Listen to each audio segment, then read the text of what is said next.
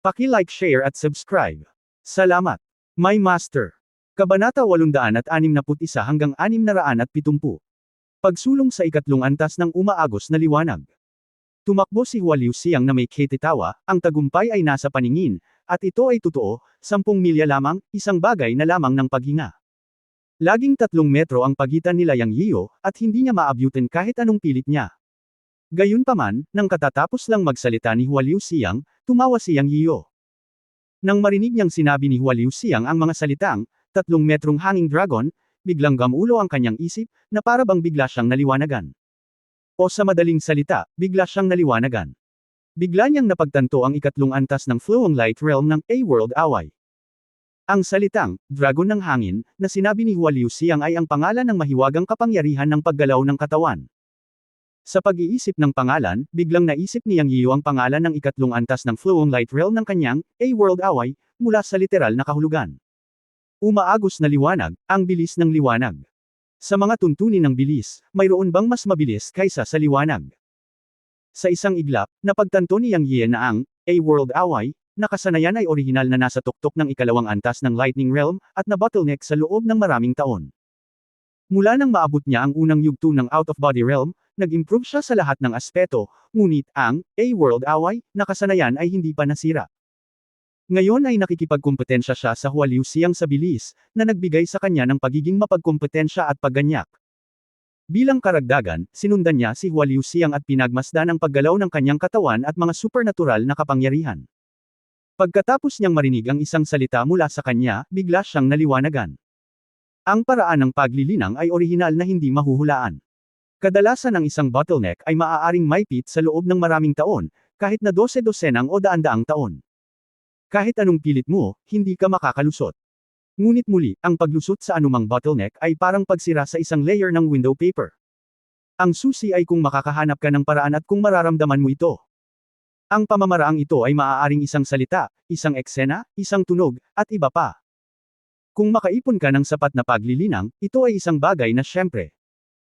Sa sandaling ito, na-inspire si Yang Yiyan sa mga salita ni Hua Liuxiang, at ang kasanayang, A-World Away, sa wakas ay nakapasok sa ikatlong antas ng Flowing Light Realm. Nakangiting sinabi ni Yang Yiyan kay Hua Liuxiang, Brother Hua, hindi tiyak ang kahihinatnan hanggang sa huli, masyado kang kumpiyansa. Hahaha, ang bilis mo ay napakabilis. Paano ito posible, mayroon kang pambihirang tagumpay. Gustong pagtawanan ni Hua Liuxiang si Yang Yiyan, ngunit bigla niyang naramdaman ang momentum ni Yang Yiyan. Si Hua Liuxiang ay pamilyar sa ganitong uri ng paghinga at momentum. Ito ang momentum na kakaiba sa paggalaw ng katawan na supernatural na kapangyarihan, at hindi niya naiwasang mapabulalas sa gulat. Sa sumunod na sandali ay pinalaki ni Hua Liuxiang ang kanyang mga mata, at nakita niya si Yang Yiyan na mingiti sa kanyang mukha, at madaling naglakad kasama niya. Kuya Hua. Salamat, hinihintay ka niyang sa harap, hehe. Si Yang Yiyan, na may mapaglarong ngiti, ay ibinalik ang sinabi ni Hua Liuxiang sa kanya noon, buo. Matapos mahulog ang mga salita, gumalaw ang puso ni Yang Yiyan. At bigla siyang nawala sa paningin ni Hua Liuxiang.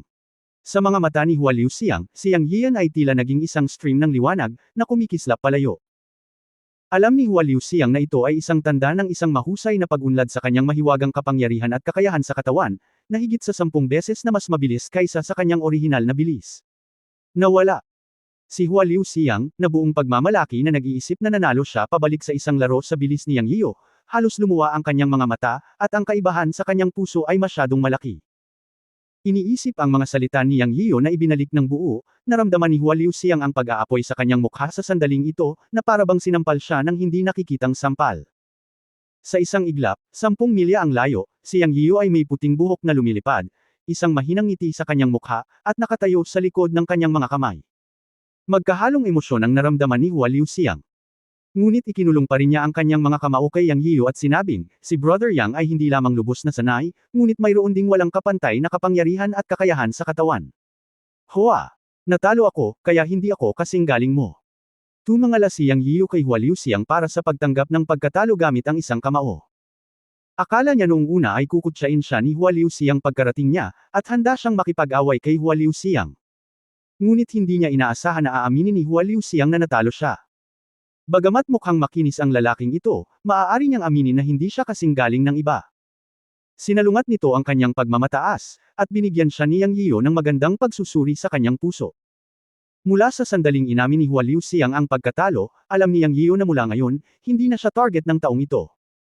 Sa anumang kaso, ang pagkikita nila Xing Binbin, Hua Liuxiang at ang iba pang apat na magkakapatid ay parang pagkikita na hindi nag-aaway.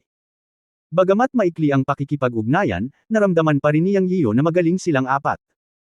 Naisip din niya na dahil magkakampi na sila ngayon, kailangan niyang umasa sa kanilang apat para makaalis sa disyerto. Bilang isang tagalabas, siya ay naging limelight at nagpakita ng kaunting lakas. Nakilala siya ng mga ito, sapat na. Ang sumunod na hakbang ay ang pakisamahan silang apat. Sila ay isa ng pangkat. Naunawaan ni Yang Yiyo, isang tagalupa, ang kahalagahan ng pagtutulungan ng magkakasama, pagsasama-sama at pagkakaisa sa mga mapanganib na lugar. Sa pagtingin kay Hua Liuxiang, naikuyong ni Yang Yiyan ang kanyang mga kamao at ngumiti, sinabing, masyadong mahinhin si Brother Hua. Sa katunayan, si Yang ay nakalusot din sa pamamagitan ng swerte, kung hindi siya kailanman magiging kalaban ni Brother Hua sa bilis. Sa totoo lang, nakikita ni Yang ang isa o dalawa. Ang paggalaw ng katawan at supernatural na kapangyarihan ni Brother Hua ay hindi pa nalilinang sa antas ng pagiging perpekto. Kung siya ay nilinang sa antas ng pagiging perpekto, si Yang ay magiging lubhang mahirap abutin. Si Wawa Jiaozi ay pinuri ng lahat. Ang pagpupuri sa mga tao ay naaangkop sa anumang kapaligiran, at si Yang Yiyan ay nagsasalita mula sa puso. Nakikita niya na talagang maganda ang galaw ng katawan at supernatural na kapangyarihan ni Hua Liuxiang. Kung hindi siya nakapasok sa ikatlong antas ng Flowing Light Realm ngayon, hindi niya magagawang talunin ang bilis ni Hua Liuxiang. Si Hua Liuxiang ay orihinal na nakaramdam ng kaunting pagkalayo, ngunit ngayon ay narinig niya si Yang Yiyan na pinupuri ang kanyang galaw ng katawan at supernatural na kapangyarihan, at mas gamaan ang kanyang pakiramdam. Nang muli niyang tingnan si Yang Yiyan, mas nagustuhan niya ito. Sa katunayan, ang kanyang paggalaw ng katawan at supernatural na kapangyarihan ay isang antas pa rin mula sa pagiging perpekto. Kung siya ay perpekto, naniniwala siya na magagawa niyang iwanan si Yang Yiyan. Kuya Yang, salamat. Nagpuri ang dalawa.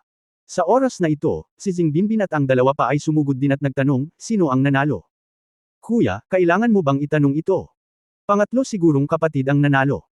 Kailan pa siya natalo sa bilis? Tama, pangatlong kapatid. Ang pang-apat na kapatid na si Tiekshong ay may naisip na ideya at hindi inakala na si Yang Yiyo ang mananalo. Maging ang pangalawang kapatid na si Bai Xiaosheng ay nag-isip. Gayunpaman, sa sandaling ito, pagkatapos magpaligsahan at magpalitan ng karanasan sina Hua Liuxiang at Yang Yiyo sa paggalaw ng katawan at supernatural na kapangyarihan, gamaan ang pakiramdam niya at wala nang anumang pagtutol kay Yang Yiyo. Ngumiti siya at bukas palad na sinabi, madalas na sinasabi ng pang-apat na kapatid na huwag mong maliitin ang mga tao sa mundo. Lagi mong nakakalimutan. This time mali ka talaga. Nanalo si Kuya Yang at ako, ang pangatlong kapatid, ay natalo. Ano? Paano ito posible? Nanlaki ang mga mata ng ika-apat na kapatid na si Tiekshong. Nagulat din sina Bai Xiaosheng at Xing Binbin. Sa kanilang mga mata, malinaw nilang nakita na sa simula pa lang, ang bilis ni Yang Yiyo ay hindi kasing bilis ng ikatlong kapatid. Hindi nila inaasahan na magiging ganito ang ending. Bagamat sila ay nagulat, mula sa sandaling ito, ang apat na magkakapatid ay muling tumangala kay Yang Yiyo sa kanilang mga puso. Pagkatapos magsabi ng ilang magalang na salita kay Yang Yiyan, inutusan sila ni Xing Binbin na magpahinga kaagad at pumasok sa Hongsha Valley bukas. Sa sandaling ito, madilim na, at nakarating na rin silang 5 sa bakana ng Hongsha Valley. Ang Hongsha Valley ay tinatawag na lambak, ngunit sa katunayan ito ay isang lambak na nabuo ng isang napakalaking buhangin, na higit sa 30 metro ang pagitan. Ang mga buhangin sa magkabilang gilid ay mahaba at matataas na buhangin, na bumubuo ng isang puwang sa gitna, ngunit ang kulay ng buhangin ay pula, kaya tinawag itong Hongsha Valley. Sa mga salita ni Xing Binbin, kung wala silang mapa, hindi nila mahahanap ang lugar na ito. Kakaalam lang nila, pero first time nila dito. Ang 5 tao pagkatapos ay nakahanap ng isang lugar na masisilungan mula sa hangin upang gumaling. Walang espiritual na enerhiya dito, at talagang nakakapagod maglakbay ng isang araw. Gayunpaman, sinabi ni Xing Binbin kay Yang Yiyan na mayroong isang maliit na lawa sa lalim ng Hongsha Valley, at magkakaroon ng espiritual na enerhiya saan man sila magpunta. Sa katunayan, sa disyerto ng Zishanshu, kung saan man mayroong lawa, madalas mayroong espiritual na enerhiya, hindi dahil ang buong Zishanshu ay walang espiritual na enerhiya. Ito ang pangkalahatang kapaligiran. Gayunpaman, sa malawak na disyerto ng Zishanshu, mayroon ding ilang mga kayamanan na may masaganang espiritual na enerhiya. Gayunpaman, maraming lugar ang inookupahan ng mga halimaw ng buhangin o masyadong mapanganib para makapasok ang mga magsasaka. Kahit na ang disyerto ay tiwangwang, ang Zishanshu ay talagang isang malaking treasure house. Depende ito kung may pagkakataon kang makuha ito.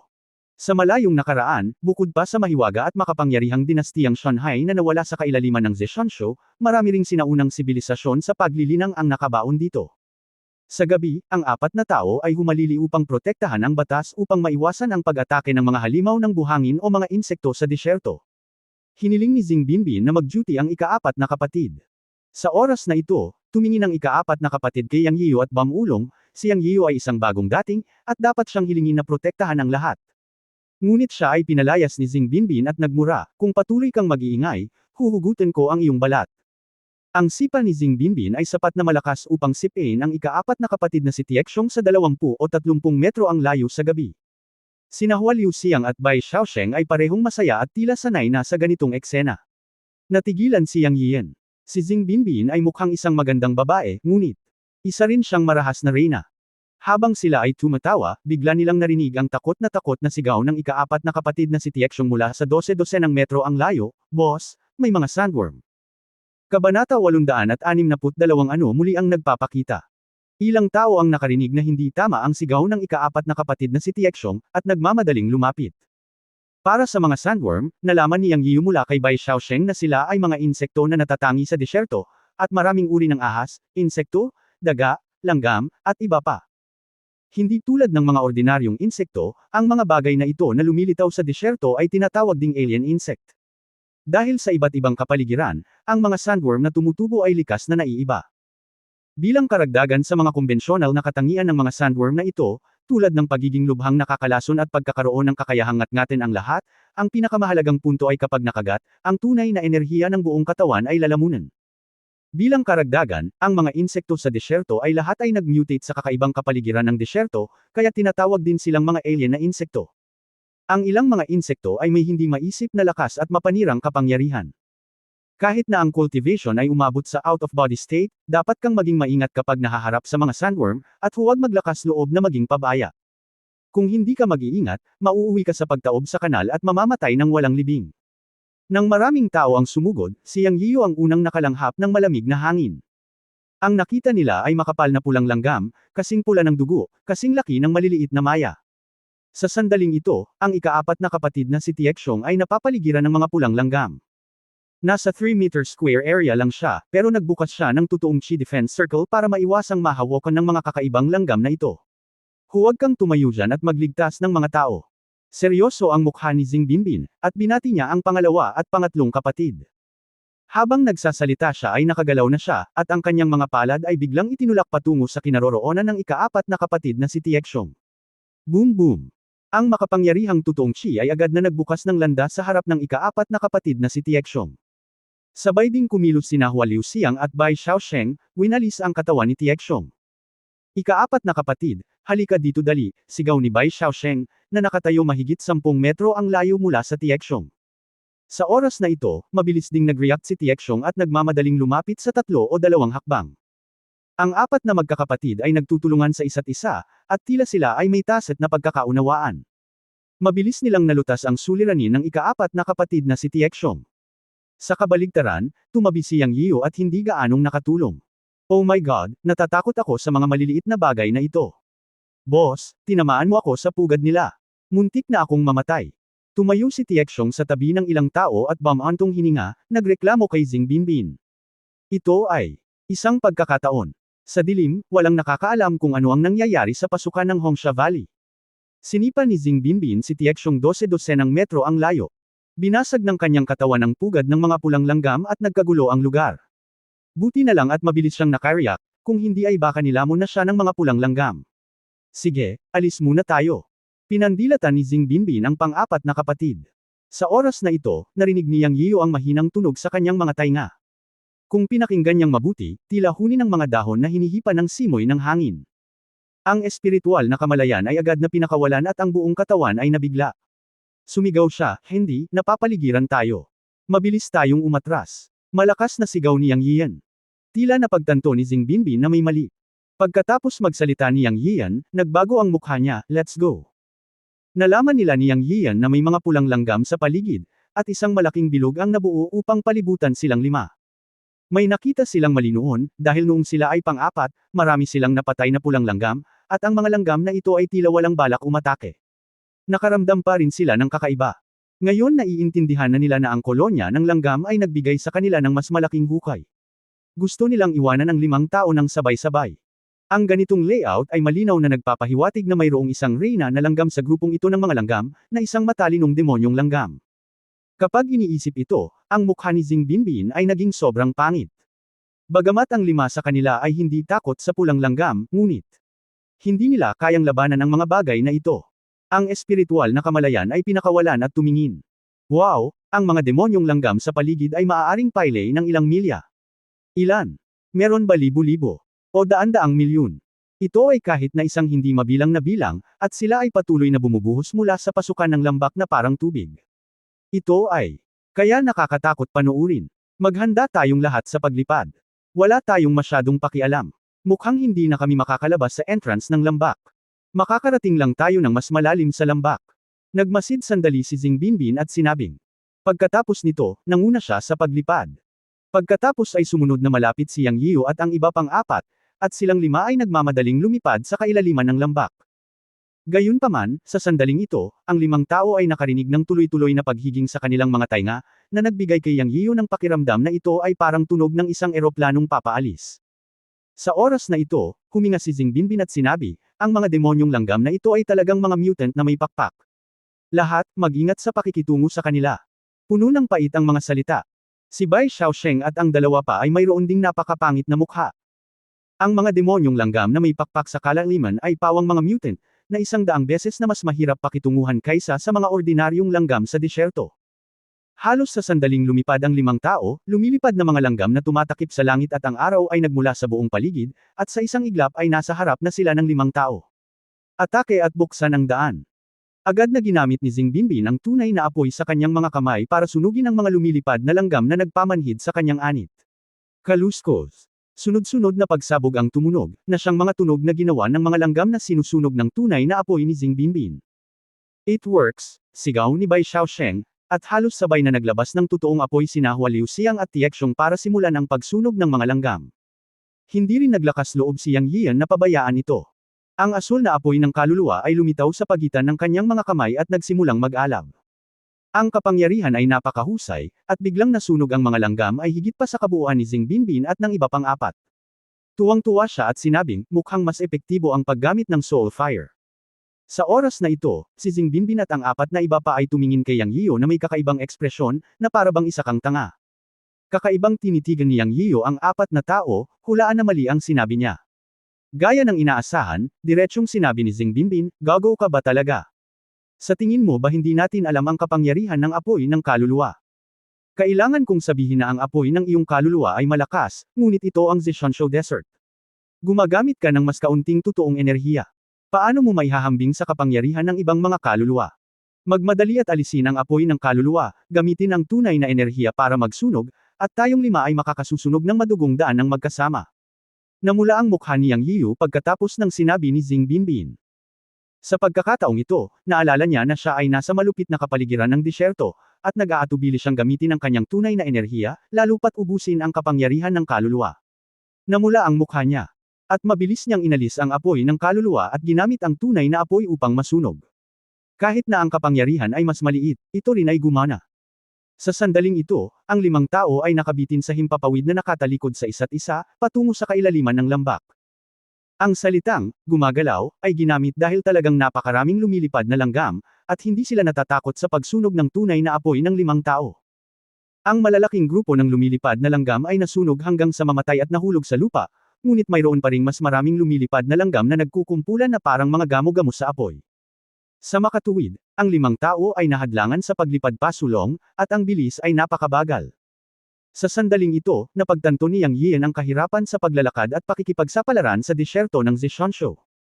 Nakatagpo lamang ng isang pulutong ng mga langgam ang 5 tao ay nakakonsumo ng maraming tunay na enerhiya, at hindi alam kung kailan ito matatapos. Ang bilis ng pagsulong ay mas mabilis din kaysa sa paggapang ng mga langgam. Ang mga lumilipad na langgam na nagkukumpulan sa lahat ng direksyon ay parang maitim na ulap na tumatakip sa kalangitan. Masyado silang marami. Lumipas ang oras sa bawat minuto, at ang tunay na enerhiya sa katawan ng 5 tao ay mabilis na nawala.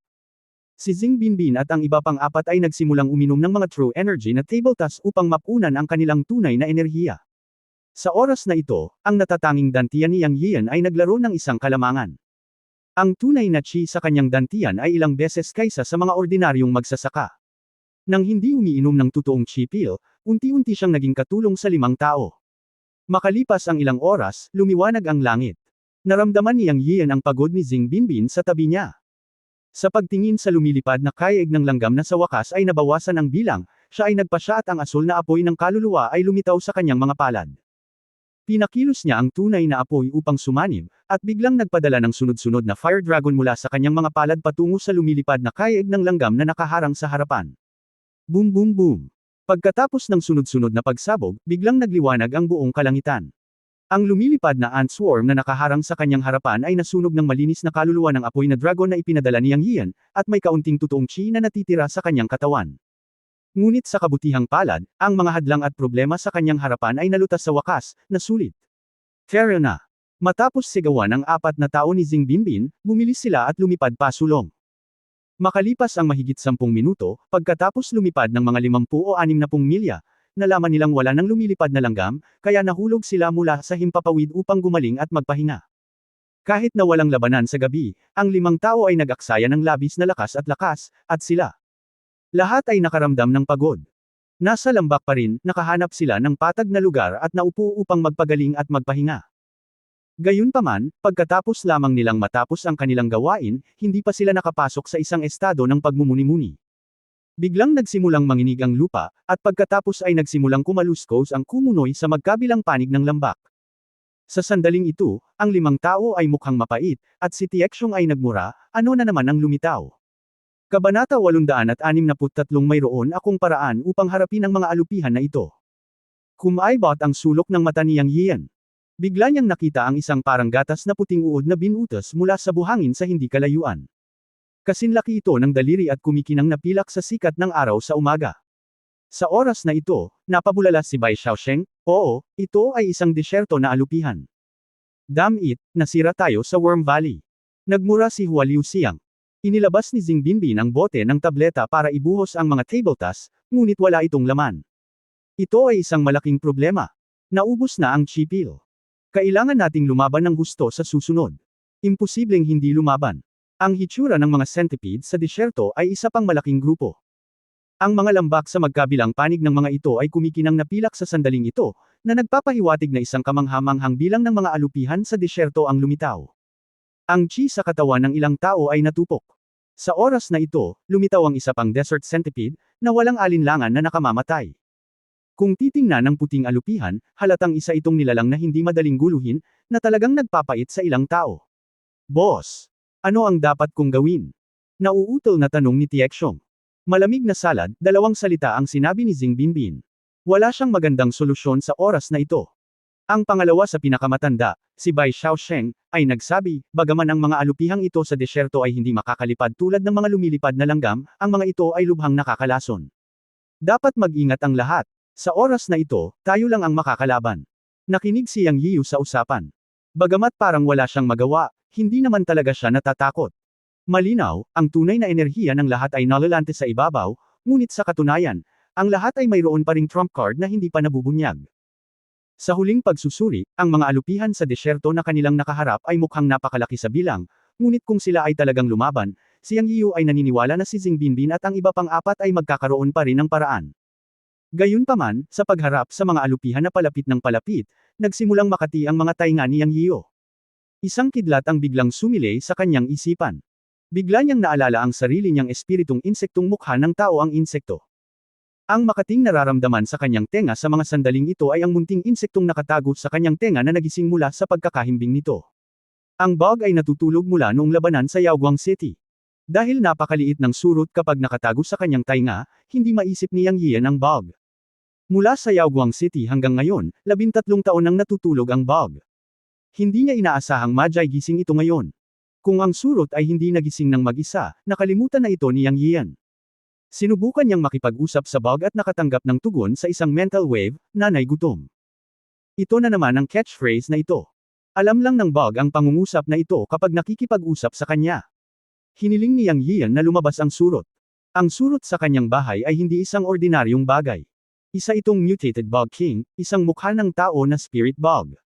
Sa mga salita ng matandang si Yun Changxi, pagkatapos ng malaking bilang ng mga surot na nag-away at lumamon sa isa't isa, ang iba't ibang uri ng langit at lupa ay bubuo.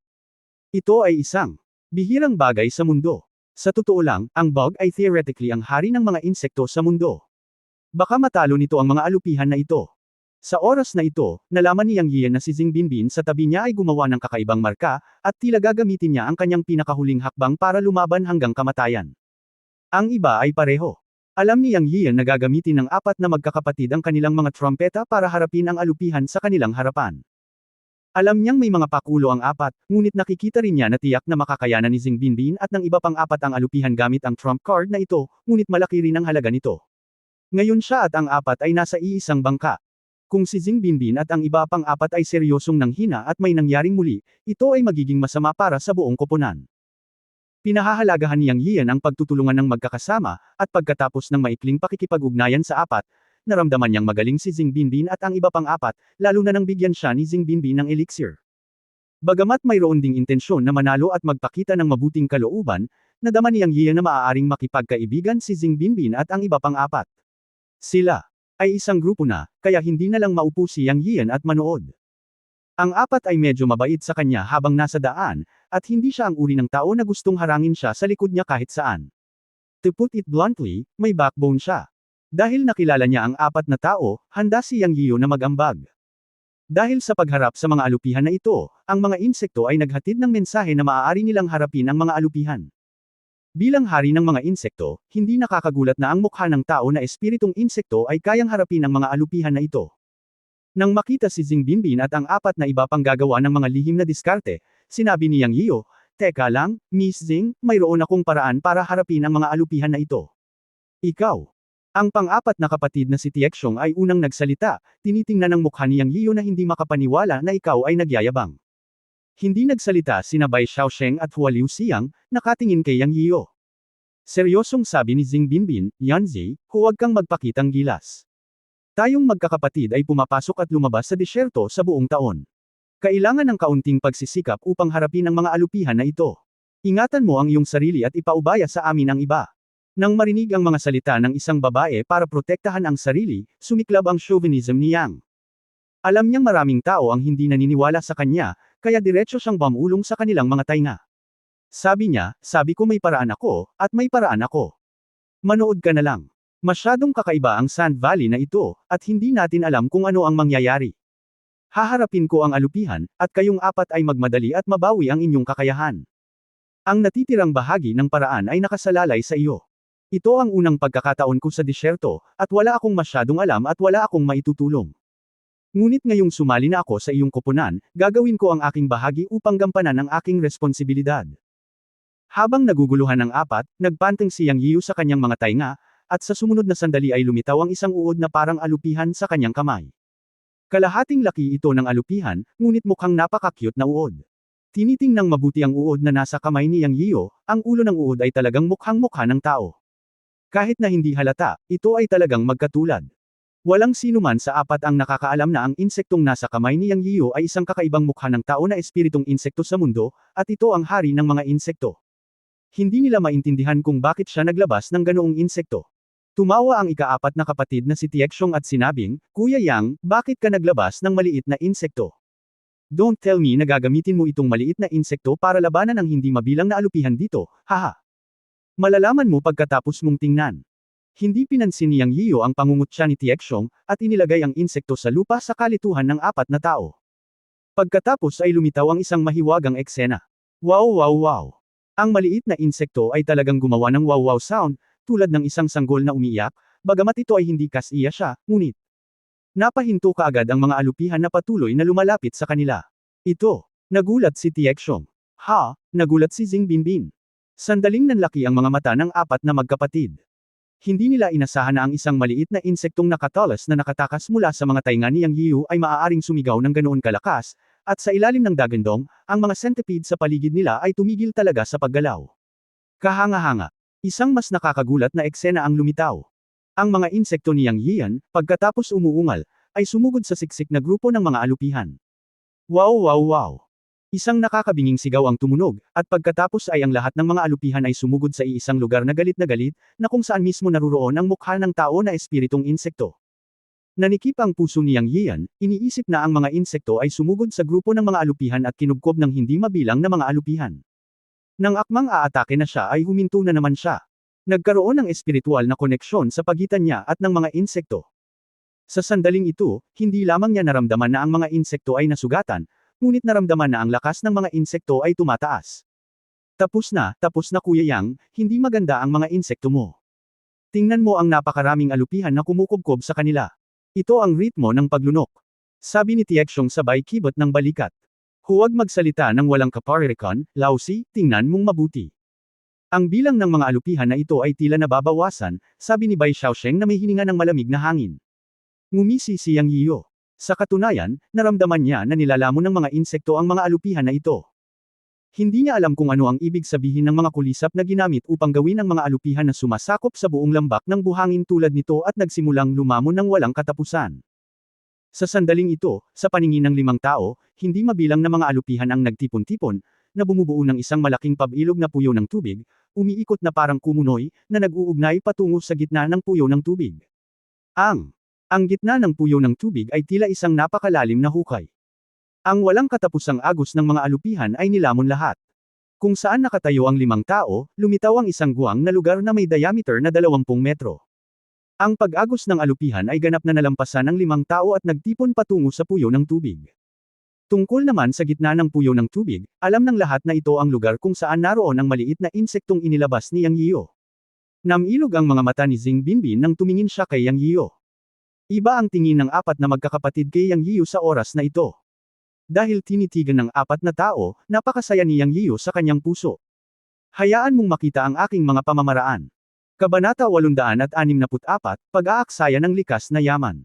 May magandang trick si Yanzi, nakangiting sabi ni Zing Binbin.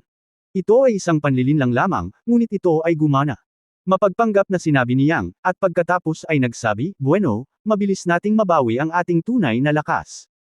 Mapait na ngumiti si Bai Xiaosheng, naubos na kagabi ang totoong energy pills. Ngayon ay maaari na lamang tayong pumunta sa Red Sand Valley upang hanapin ang lawa upang palitan ang ating tunay na enerhiya, kung saan naroon ang espiritual na enerhiya ng langit at lupa. Sumimangot si Yang Yiyo, gaano kalayo ito mula sa lawa? Hayaan mo akong tingnan ang mapa. Inilabas ni Zing Binbin ang mapa upang tingnan ito sa sandaling ito, at sa pagkakataong ito ay inilabas niya ang mapa, at hindi sinasadyang iwasan si Yang Yiyo, ngunit lumapit upang hayaang tingnan ito ni Yang Yiyo ng magkasama. Napangiti si Yang Yiyo sa kanyang puso, alam na sa pagkakataong ito ay hinayaan niyang kumilos ang surot para malutas ang krisis ng alupihan, talagang tinanggap ni Zing Binbin ang kanyang sarili sa kanyang puso, o nakilala siya. Ang mundo ng paglilinang ay palaging isang lugar kung saan pinahahalagahan ang lakas at kakayahan. Kung ikaw ay may lakas at iyong sarili, ikaw ay natural na igagalang at makikilala ng iba. At ang Bog ay gumawa ng mga kontribusyon, na siyang kanyang lakas at kakayahan, at sa wakas ay nakuha niya ang pagkilala ni Zing Binbin. Ibahagi ang mapa sa iyong sarili.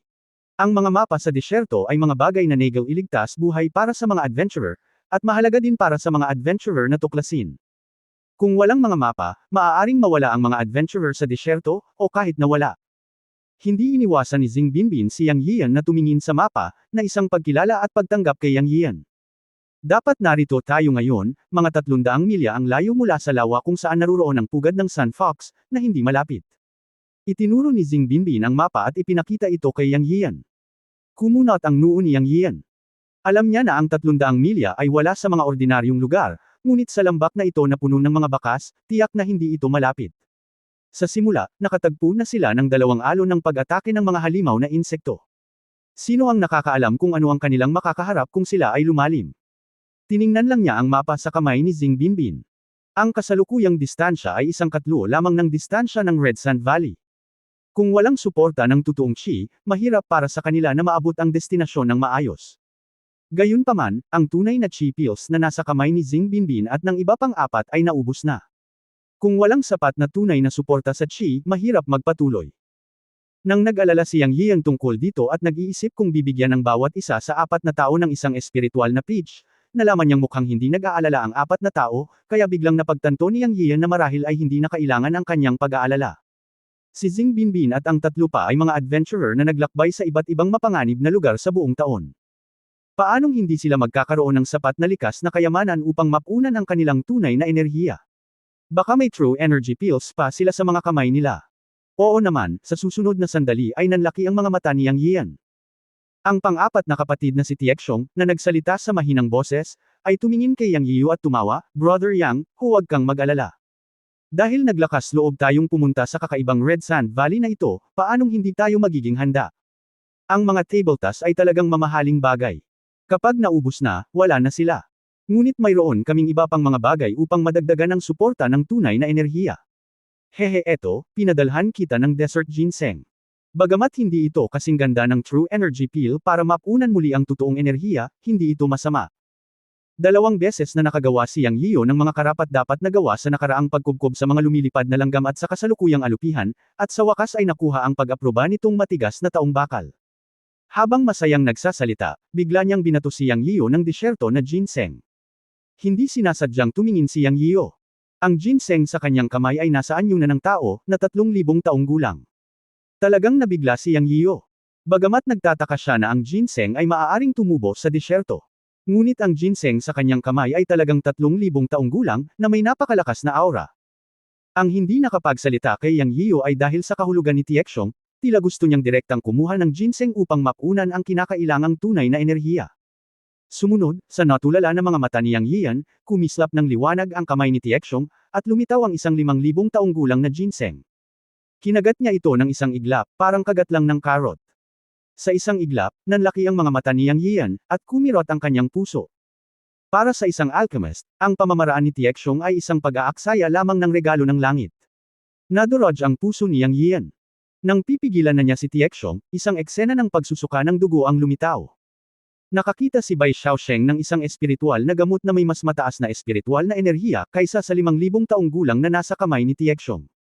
Bagamat hindi ito mapangalanan ni Yang Yian, mula sa espiritual na enerhiyang ibinubugan nito, tiyak na ito ay isang magandang bagay. Pagkatapos, lumitaw ang mga espiritual na gamot sa mga kamay ni Hua Liuxiang at Zing Binbin. Ang espiritual na enerhiya na ibinubugan ng bawat kamay ay mas malaki kaysa sa isa, at ang edad ay mahaba. Lahat sila ay mga top-grade na espiritual na gamot. Ang mga espiritual na gamot sa mga kamay ni Hua Liuxiang at Zing Binbin ay nadama na sila ay lumampas sa 10,000 taon. Sa sandaling ito, hindi naiintindihan ni Yang Yian na ang apat na lalaking ito ay direktang lulunok ng espiritual na gamot upang mapunan muli ang kanilang panloob na chi. Ito ay isang nouveau-riche na nilulustay ang mga regalo ng kalikasan. Hindi ito matitiis ng sinumang alchemist. Direktang nilamon ng apat na tao ang top-grade na espiritual na gamot. Dapat mong malaman na ang elixir na higit sa 3,000 taon ay maaaring gawing medium grade o mas mataas na elixir, at ang espiritual na gamot na higit sa 10,000 taon ay ang material para sa pagpino ng top-grade elixir. Ang epekto ng pagpino sa elixir ay tataas ng hindi bababa sa 3 beses, at ito ang epekto ng mababang uri ng espiritual na gamot. Ang epekto ng medium grade ay tataas ng 5 o 6 na beses, at ang epekto ng high grade ay tataas ng 12-dosenang beses. Ang edad ng apat na tao sa kanilang mga kamay ay hindi bababa sa 5,000 taong gulang na ginseng. Kotsa. Isa pang tunog ng kotsa ang dumating, na nagpadugo sa puso ni Yang Yiu.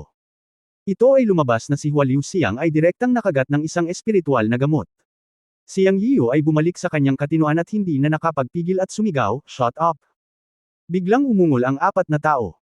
Hindi napigilan ni Bai Xiaosheng na sabihin, "Ano ang problema ni Kuya Yang?" "Wala kaming sinabi."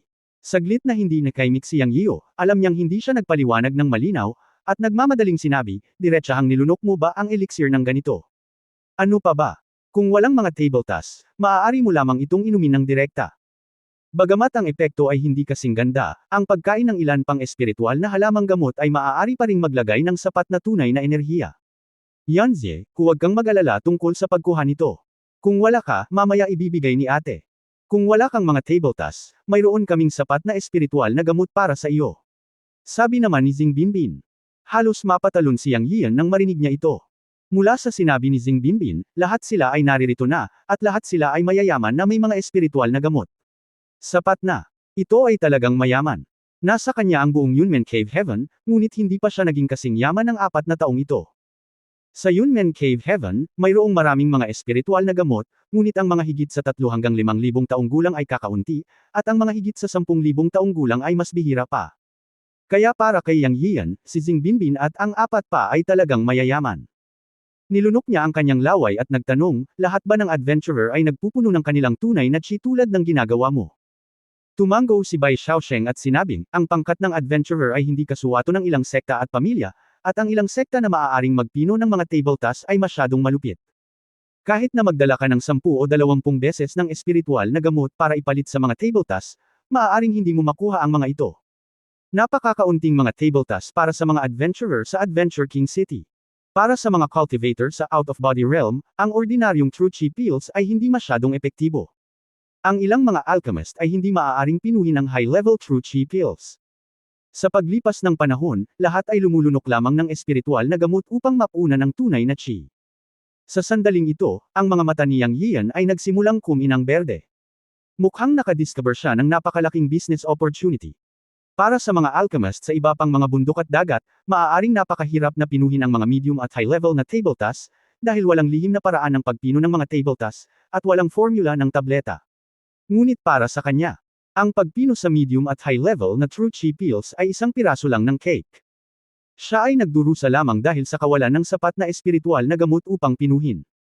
Sa pag-iisip na ang Adventure King City ay tila isang dapat puntahan, ito ay simpleng langit para sa kanya.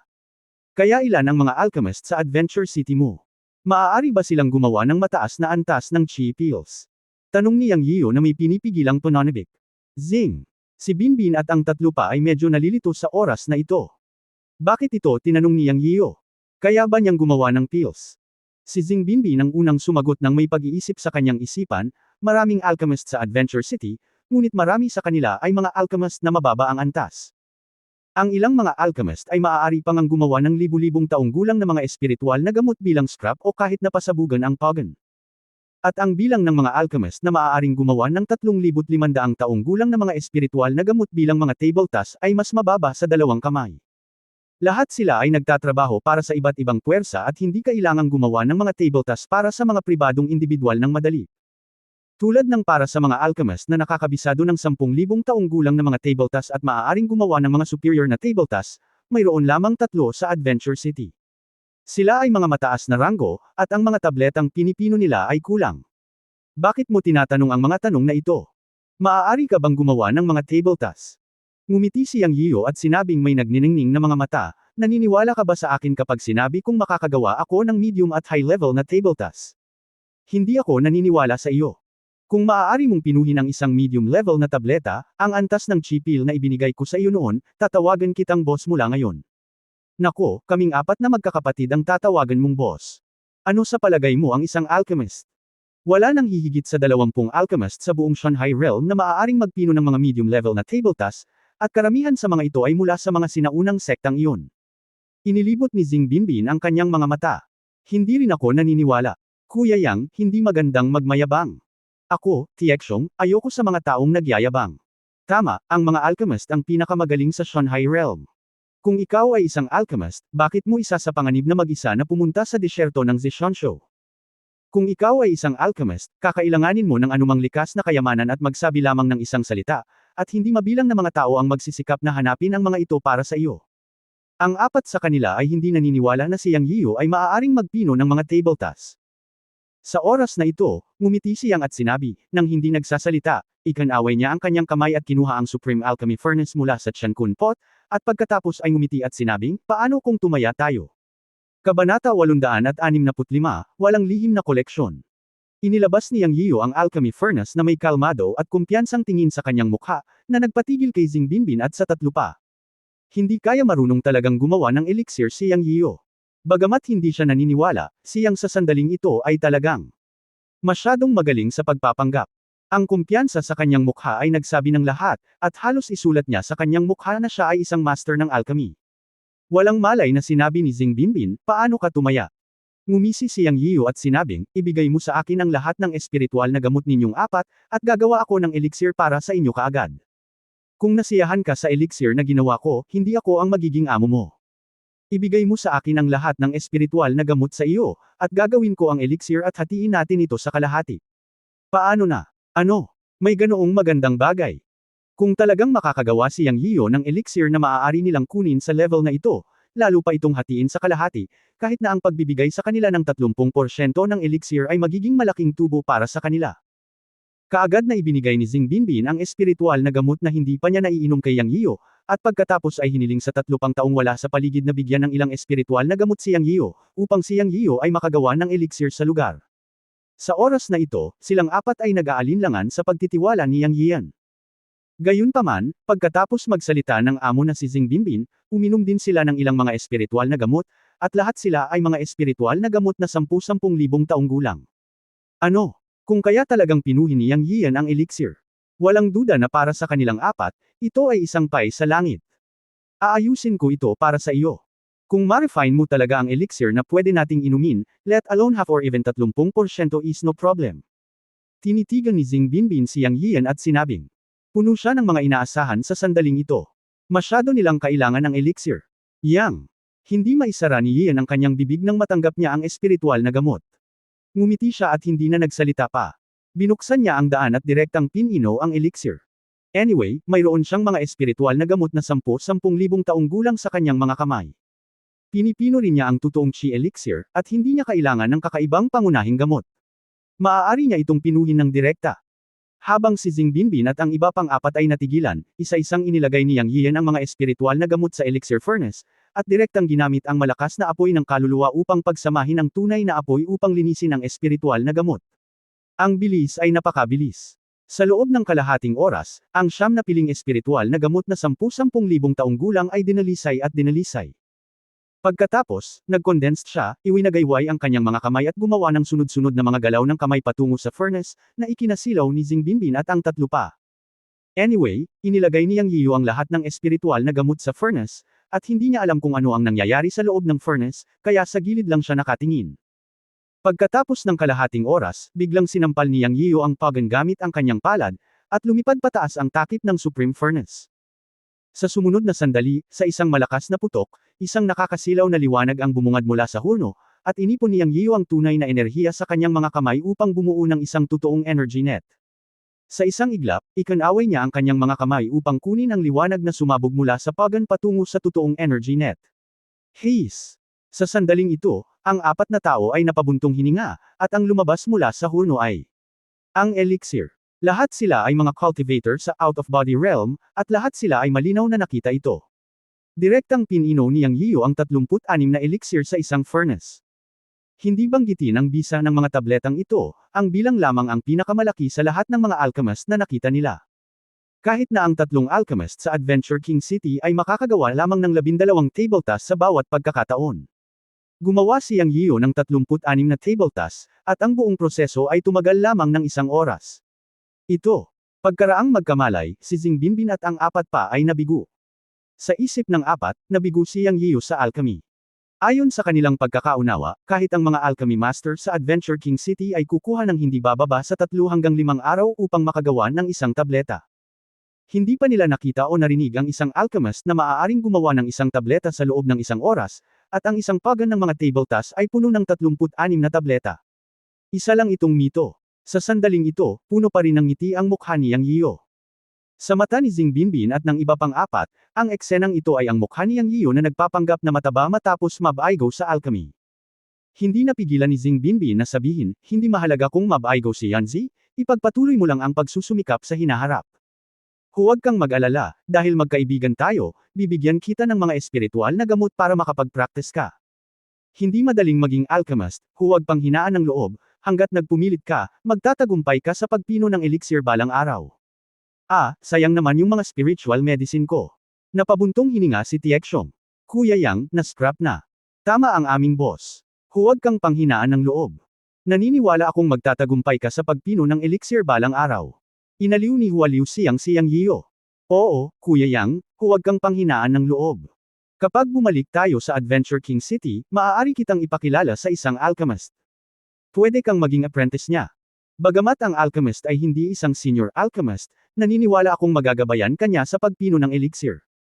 Inaliw din ni Bai Xiaosheng si Yang Yiyo. Ngayon si Yang Yiyo ay nalilito.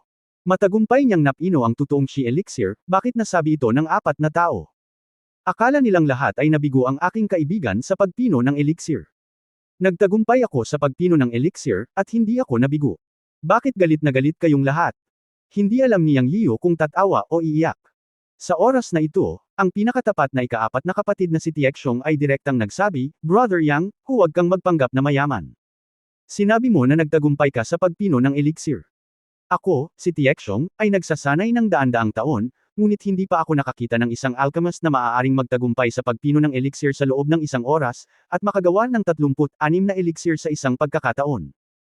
36 na walang kwentang elixir, tama ba?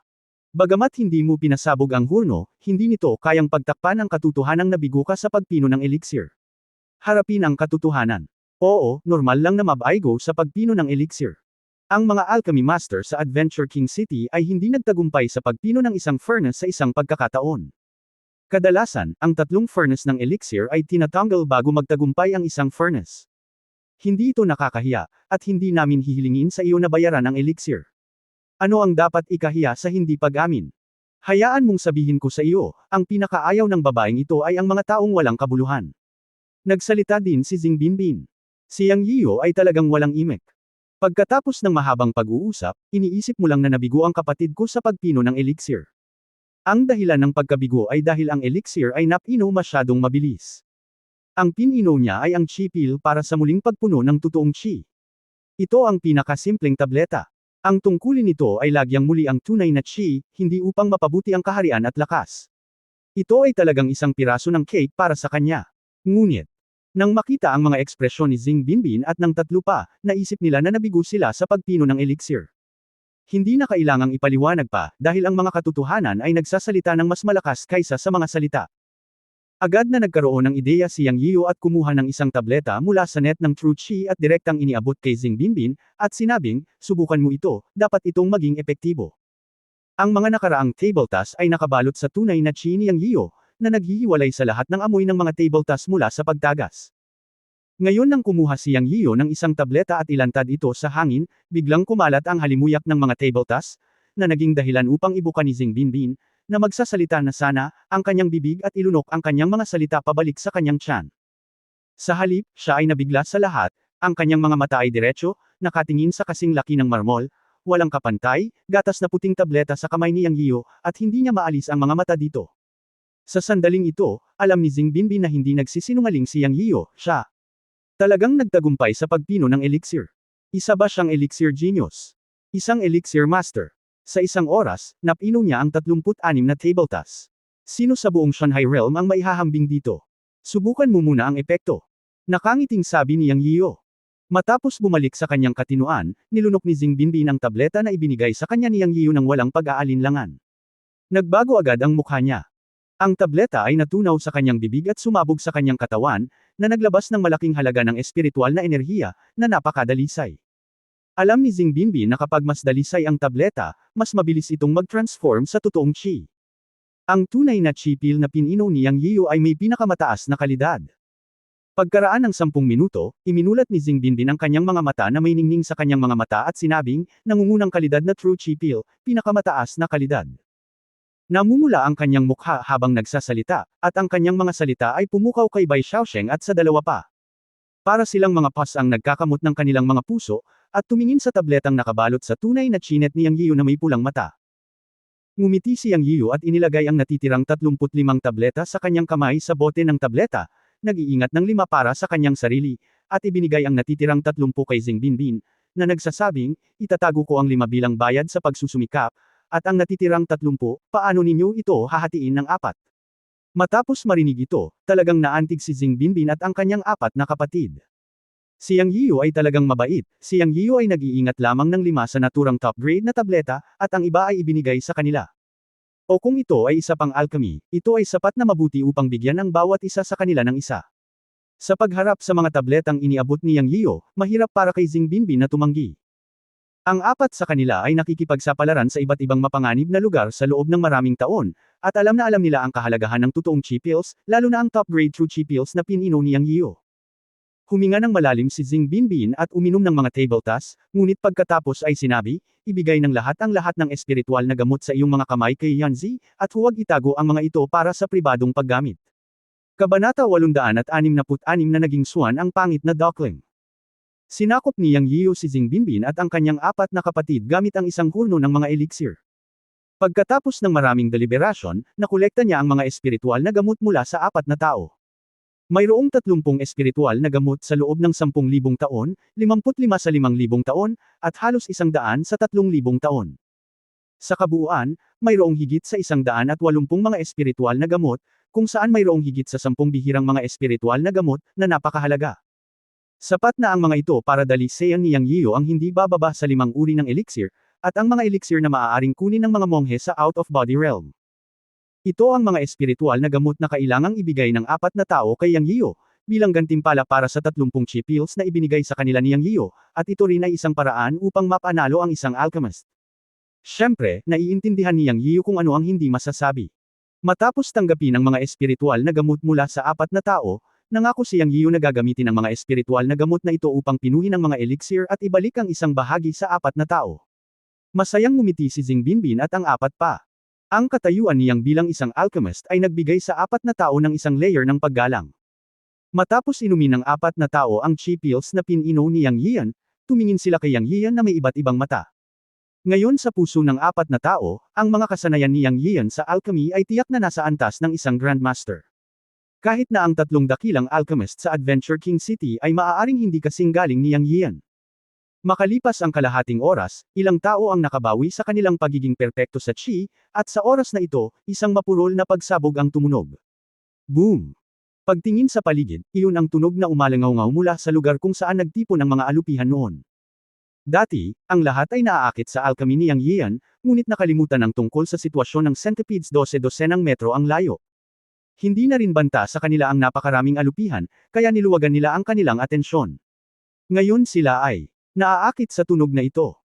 Nakita ko na ang puyo ng tubig na nabuo ng napakalaking bilang ng mga alupihan ay naglaho ng higit sa kalahati, at pagkatapos ng pagsabog na ito, ang malaking puyo ng tubig ay unti-unting naglaho, at ang tubig ng alupihan ay tumakas sa lahat ng direksyon, lumikas pabalik sa mga buhangin sa magkabilang panig ng lambak sa isang kisap mata.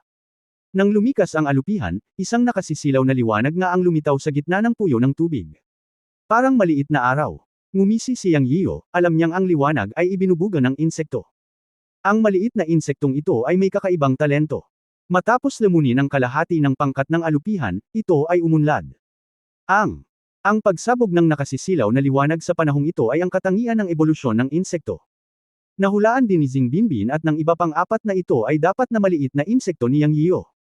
Maraming mga nilalang sa mundo na lubhang kakaiba. Ang apat na tao ay talagang nagulat ngunit naniniwala din na ang maliit na insekto ni Yang Yiu ay maaaring makaakit ng mga alupihan at malutas ang kanilang krisis. Dahan-daang nakipag-ugnayan kay Yang Yiu, ang apat na tao ay lalong naging misteryoso tungkol kay Yang Yiu. Mula sa kaluluwa na umaalis sa katawan at nagbabago sa isang siyam na talampakan na pagkakatawang tao at ang pag-alis sa katawan ng mga Diyos ng Yin at Yang ng sabay, sa pagpino ng elixir at pagpapakawala ng isang maliit na insekto upang malutas ang krisis ng alupihan, ang bawat isa ay nagpapakita na si Yang Yiu ay hindi simple. Hindi pinansin ni Yang Yian ang kakaiba at curious na tingin ng apat na tao at naglakad patungo sa insekto. Bilang may-ari ng mukha ng tao na espiritong insekto, naramdaman niya na ang insekto ay nag-evolve pagkatapos lamunin ng maraming bilang ng mga alupihan sa desyerto, ngunit nakaharang siya ng nakakasilaw na liwanag at hindi niya makita o maramdaman kung anong estado ang naging evolve ng insekto. Ang maliit na puding na ito ay hindi nag-evolve kahit isang beses mula noong ito ay napisa. Noong una, pinilit ni Yang Yian na pakainin ang maliit na insekto ng asensya ng dugo at tubig ng buhay, ngunit hanggang sa maselyohan ang kanyang yuanying at bumalik sa Earth, tumigil siya at hindi na ito pinansin. Ngayon sa wakas ay umunlad ito. Hindi ko alam kung ano ang magiging hitsura ng insekto pagkatapos ng ebolusyon, at kung anong uri ng likas na mahiwagang kapangyarihan ang lilito. Bago ito umunlad, maaaring basagin ng insekto ang Demon Light Array Barrier ng Demon Light City. Ngayong nag-evolve na ito, talagang inaabangan ni Yang Yian kung anong uri ng mga sorpresa ang may dudulot sa kanya ng insekto. Kapag siya naglakad, hindi siya makatingin ng diretso sa nakakasilaw na liwanag sa insekto. Tumayo si Yang Yian 1 metro ang layo at naghintay. Alam niya na pagkatapos mag-evolve ang insekto, kailangan din itong umangkop. Pagkatapos mga ilang minuto, unti-unting lumiit ang light ball, at sa wakas ay umatras at nawala. Ngunit ang bug sa paningin ni Yang Yian ay nagbago ng husto. Tinitigan niya ito nang nakadilat ang mga mata, ngunit hindi ito naglakas loob na tingnan ang sariling mga mata. Sa kanyang isip, naisip niya ang hindi mabilang na mga anyo kung saan ang surot ay mag-evolve, o ang mga likas na kapangyarihang mahiwagang lilito. Pagkaraang ganap na mawala ang liwanag, tiningnan ni Yang Yian ang surot na nakatitig sa lupa na ang bibig nito ay hugis at natahimik sandali. Kahit na siya ay isang cultivator at nakaranas ng maraming kamangha-manghang mga kaganapan, hindi siya makapaniwala sa kanyang mga mata sa sandaling ito. Sa kanyang pagkatulala, isang malutong at magnetic na boses ang biglang tumunog, na may halong baby voice. Binabati ng surot ang Panginoon. Master, ganito ka makatitig sa akin, nahihiya ako. Hindi nagkaimik si Yang Yian. Huminga siya ng malalim at sinabing, ikaw, isa kang surot. Oo, Master, ako ay isang bug. Nag-evolve na ako sa unang antas ngayon. Ngayon ang aking kaisipan ay ang tunay na kaisipan ng isang mukha ng espiritong bug. Nasa larvae form lang ako noon. Sumagot ang parang bata na surot na may makulit at cute na boses. Pagkatapos ay lumitaw ang isang pares ng transparent na pakpak sa likod ng surot at lumipad pataas, papalapit sa ilong ni Yang Yian. Laking gulat ni Yang Yian nang makita ang mga umuusbong na insekto. Ang mga insekto ay talagang karapat-dapat sa kanilang pangalan. May mukha silang tao at ulo ng tao. Ang kanilang mga ulo ay kasing laki ng ordinaryong mga butil ng salamin, at ang kanilang mga tampok sa mukha ay tulad ng sa isang maliit na bata, maliban na sila ay may mga gintong galami na tumutubo sa kanilang mga ulo, tulad ng isang pares ng mga pigtail. Ang kanilang mga katawan ay mala-insekto pa rin, ngunit ang kanilang mga katawan ay kasing laki ng kanilang singsing na daliri at natatakpan ng masalimuot at misteryosong mga ugat. Ang pangunahing katawan ay kulay pilak na puti, at ang mga ugat ay nakabalot sa kanilang mga katawan, puno ng misteryo. Mayroon silang 4 na braso at binti na natatakpan ng mga barbs. Kung makapag-transform sila, para silang miniature na lalaki. Iisa lang ang nasa isip ni Yang Yian, ang pangit na sisiw ng pato ay naging isang sisni. Sa hindi inaasahan, pagkatapos lumunin ng hindi mabilang na mga alupihan sa desyerto, umunlad ang insekto at tuluyang nabago ang kaisipan nito. Masasabing nagbago ito mula sa cicada pupa tungo sa isang magandang paro-paro sa isang hakbang. Napabuntong hininga talaga ako sa mahiwagang paglikha ng lahat ng bagay sa mundo. Ang insekto ay dating higad na may pattern lamang ng mukha ng tao sa ulo. Pagkatapos ng ebolusyon, ganap itong naging ulo ng tao, at nakakapagsalita ito ng wika ng tao para makipag-usap sa may-ari nitong si Yang Yian. Nakatingin sa napaka-cute na insekto pagkatapos ng kumpletong pagbabago at ebolusyon, tapat na sinabi ni Yang Yian.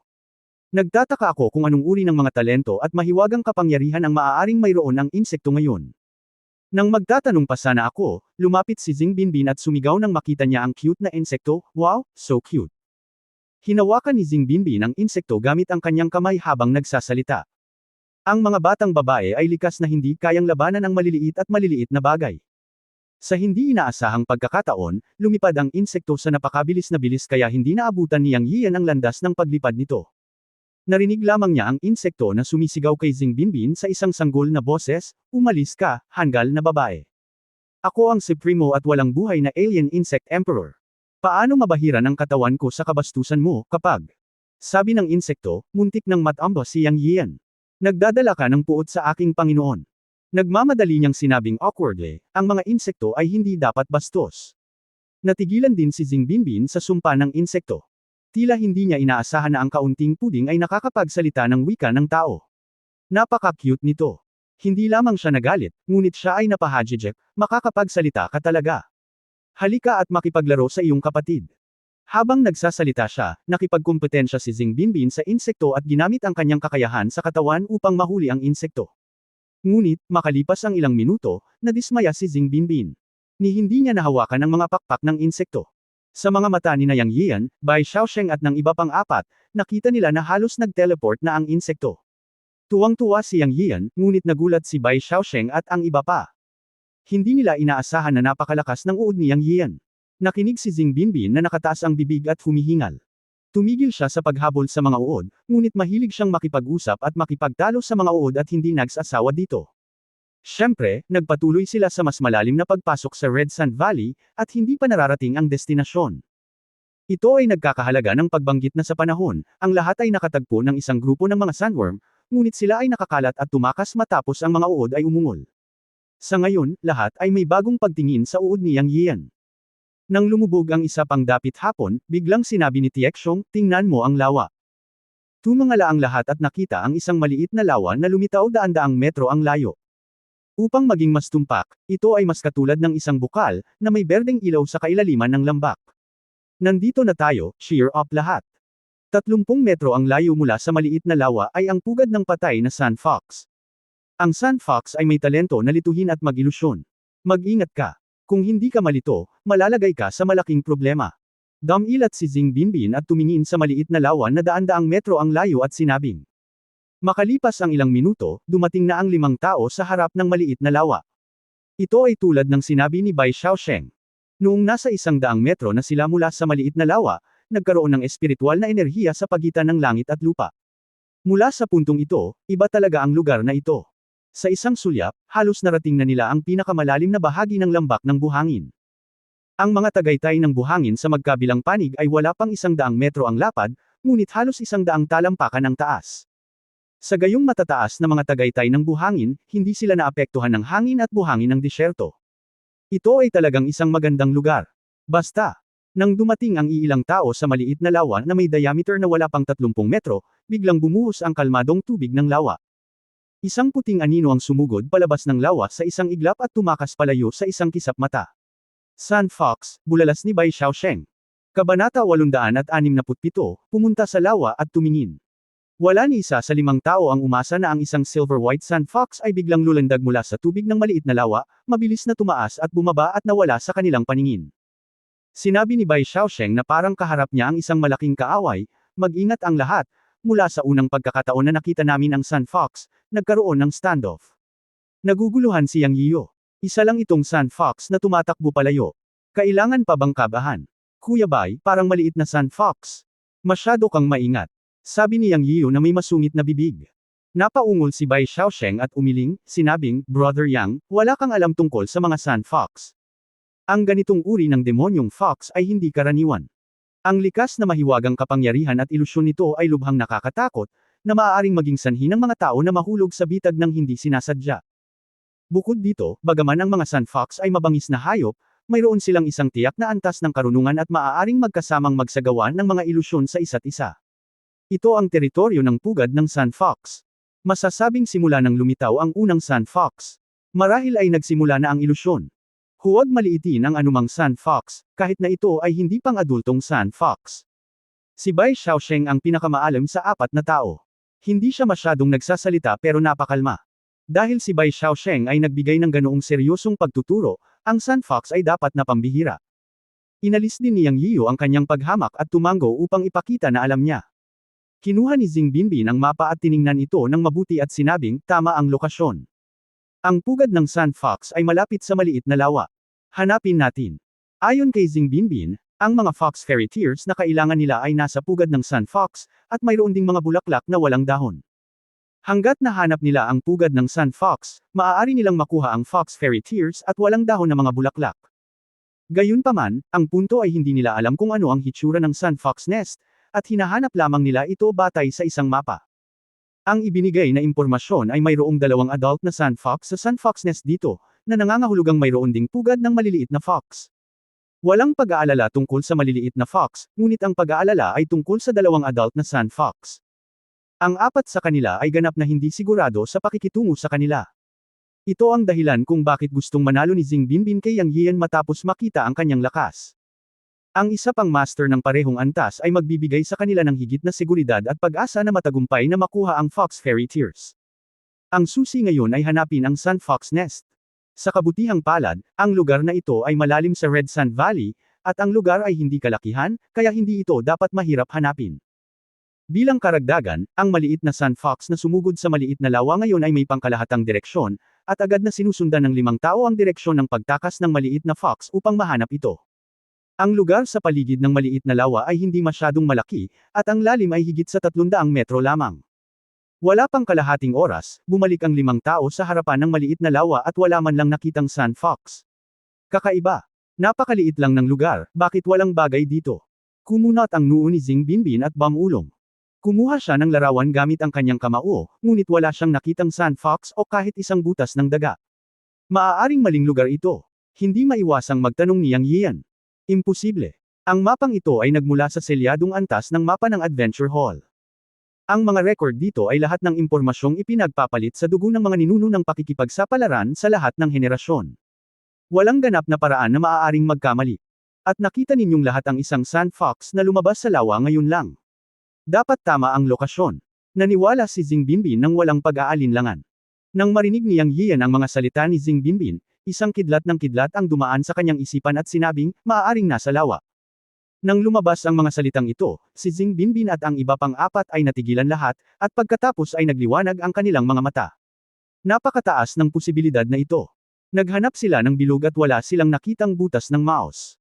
Ang tanging kainahinalang lugar sa malapit ay ang lawa sa harap nila.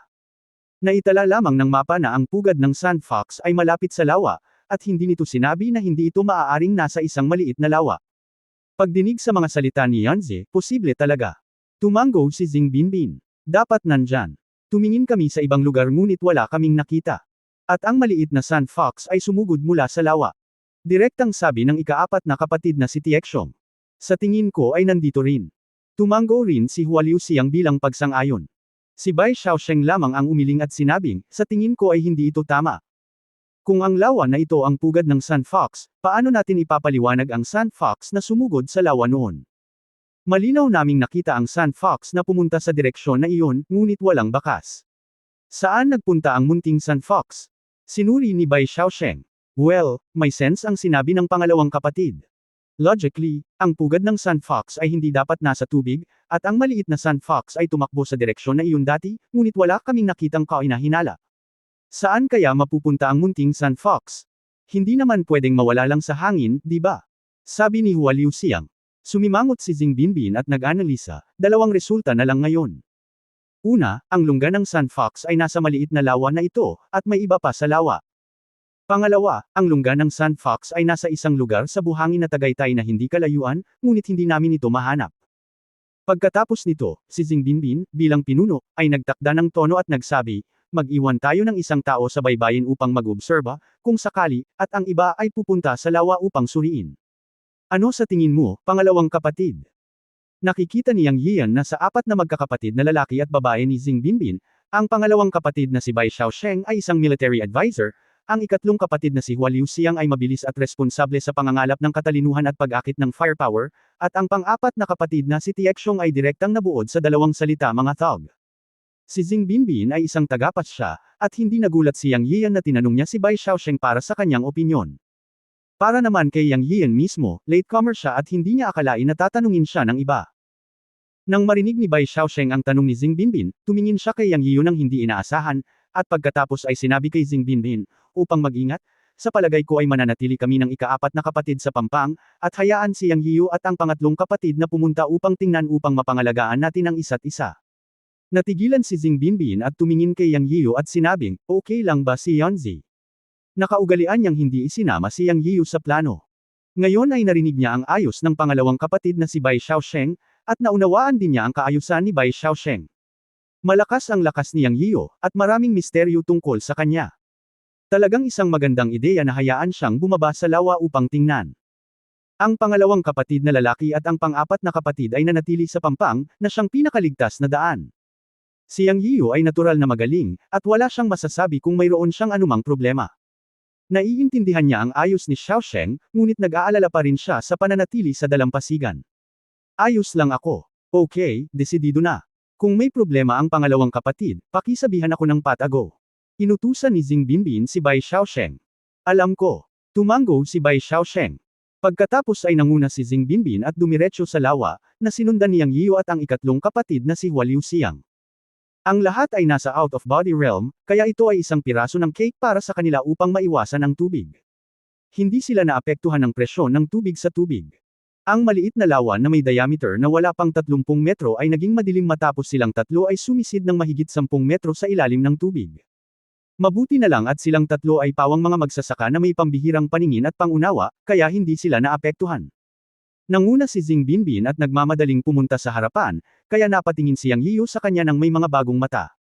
Napaka-responsable ng isang babae, hindi nakakagulat na matatawag siyang amo sa apat.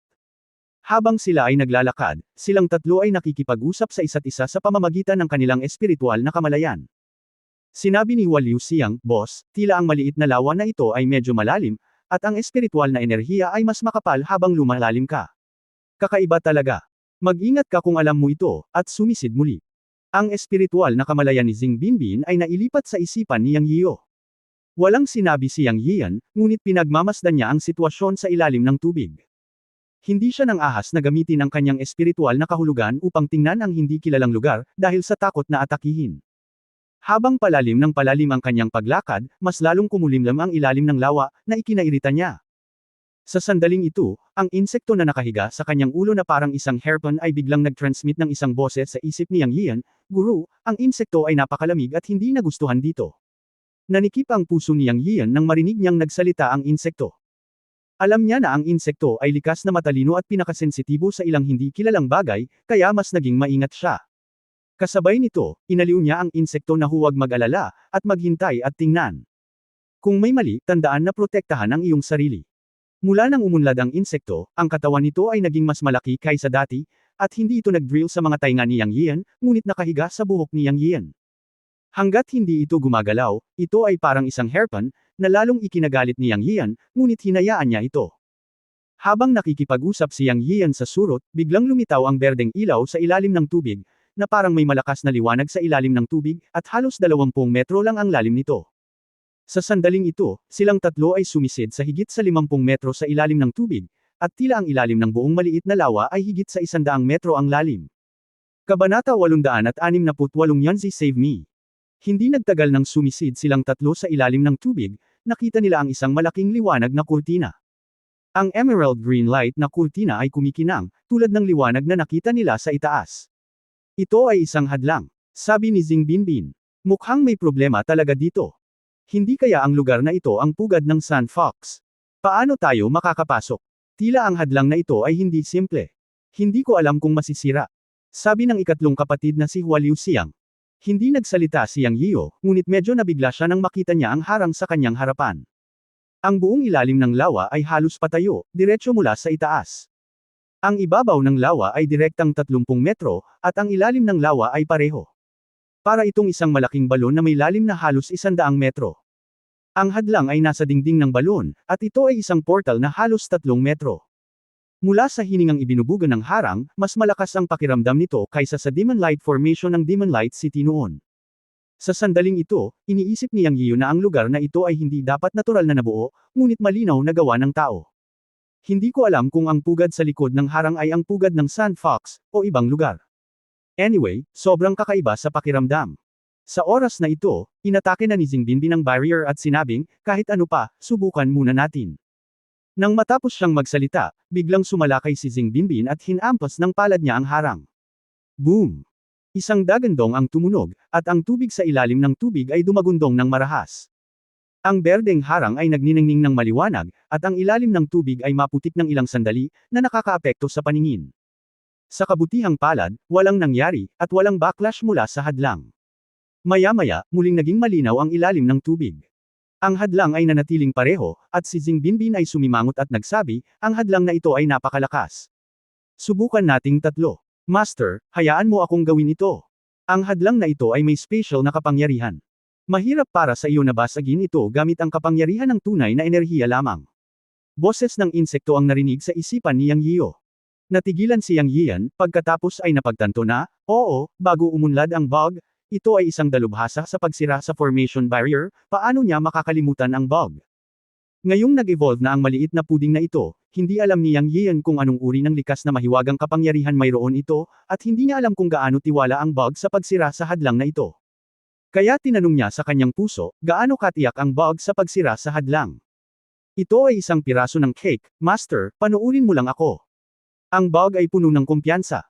Tumanggo si Yang Yian at pagkatapos ay sinabi kina Xing Binbin at Hua Liuxiang, huwag mag-alala, hahayaan kong subukan ang bug. Bug. Tumingin si Xing Binbin kay Yang Yian. Natural na alam niya ang tungkol sa bug, ngunit hindi niya alam na may kakayahan ang bug na basagin ang hadlang. Bago makapagsalita si Yang Yian, sinabi ng surot sa boses ng sanggol na parang isang maliit na may sapat na gulang, ito ay isang maliit na hadlang, ito ay isang piraso ng cake para sa emperador na ito. Pagkatapos nito, ang bug ay nag-flash ng kanyang mga pakpak at direktang dumating sa 1 metro ang layo mula sa hadlang. Pagkatapos ang buong katawan ng insekto ay nagniningning na may isang pilak na ilaw, at ito ay direktang lumipad sa hadlang na parang kidlat. Tanging si Yang Yian lamang ang nakakakita ng malinaw na ang liwanag na ito ay ibinubuga ng insekto na winawagayway ang dalawang paa sa harap nito. Sa sandaling ito, malinaw na naramdaman ni Yang Yian ang pagiging kakaiba ng insekto. Ang pilak puting liwanag na nagmula sa dalawang paa sa harap ng insekto ay naglabas ng isang malakas na aura na ikinagulat ni Yang Yian. Sa isang iglap, nahulog ito sa harang. Kotsa! Isang tunog na parang nabasag na salamin. Ang berdeng harang ay tuluyang nabasag at nawala sa paningin ng tatlong tao. Si Yang Yian, bilang may-ari, ay nagulat din sa pag-atake ng insekto. Nakatapat lang ito sa langit. Napakadaling basagin ang hadlang na mas malakas pa kaysa sa Yaoguang Great Barrier na itinayo noon ni Yao Guangcheng. Talagang lampas ito sa inaasahan ni Yang Yian. Kailangan mong malaman na tumagal ng ilang araw para masira ng insekto ang Yaoguang Great Array Barrier ng Yaoguang City. Sa isip ni Yang Yian, kahit na nag-evolve na ang insekto ngayon, hindi ito gaanong kalakas. Ngunit sa katunayan, ito ay lampas sa imahinasyon. Para naman kina Xing Binbin at Hua Liuxiang, nagulat sila kaya hindi sila nakaimik. Tingnan mo, nasabi ko na ito ay isang piraso ng cake para sa emperador na ito. Pagkatapos magpakitang gilas, bumalik ang kulisap sa buhok ni Yang Yian. Si Yanran ang hairpin sa ulo ni Yang Yian. Natigilan ang tatlong tao sa sinabi at pagmamayabang ng surot, at nagtawanan silang lahat. Si Yang Yian ang pinakamasaya. Ang kakayahan ng bug na masira ang hadlang ngayon ay talagang malakas. Bagamat hindi niya alam kung ano ang iba pang kakayahan ng surot, para kay Yang Yian, sapat na ang kakayahan ng surot na masira ang hadlang kahit na wala ng iba pa.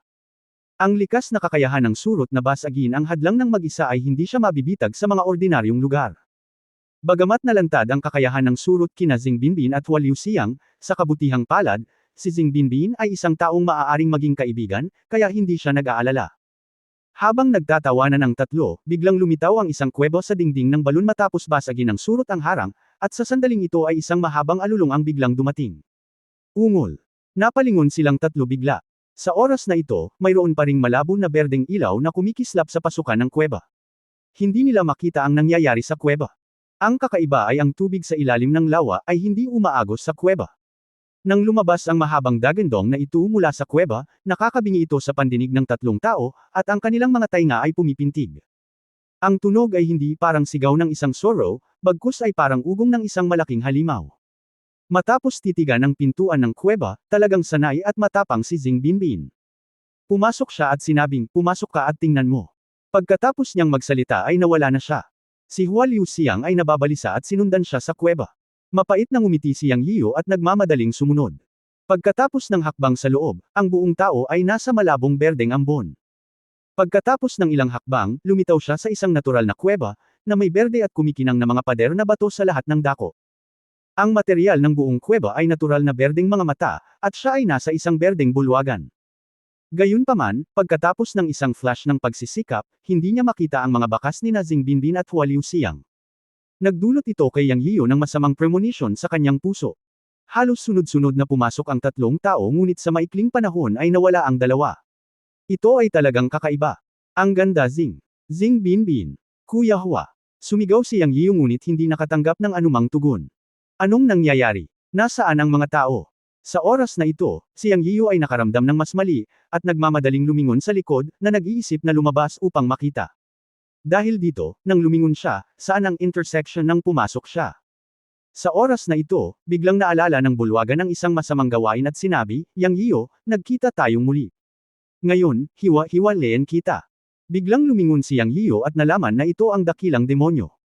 Great Demon, sa sandaling ito, nagngangalit din si Yang Yian at nagsalita. Naisip niya na si Liu Lingling ay pinatay ng dakilang demonyo, at kalaunan si Bu Qingmei ay dinakip din ni Zhang Chen sa ilalim ng tagubilin ng dakilang demonyo. Biglang namula ang kanyang mga mata, at inalis niya ang lahat sa kanyang isipan. Sa oras na ito, isa lang ang nasa isip niya, ang patayin ng dakilang demonyo. Demonyo, mamatay ka. Si Yang Yian at ang dakilang demonyo ay magkaaway, at labis silang nagseselos nang magkita sila. Kinuha ni Yang Yian ang Dragon Slaying Sword at sinaksak ang dakilang demonyo. Humph, hinahanap mo si kamatayan. Ang dakilang demonyo ay mayroon ding mahabang espada sa kanyang kamay at sinaksak si Yang Yian. Bang! Pagkatapos nilang dalawa ay magpalitan ng espada, napaatras si Yang Yian, habang ang dakilang demonyo ay umatras ng 12-12 metro at hinampas ang dingding ng bulwagan ng malakas.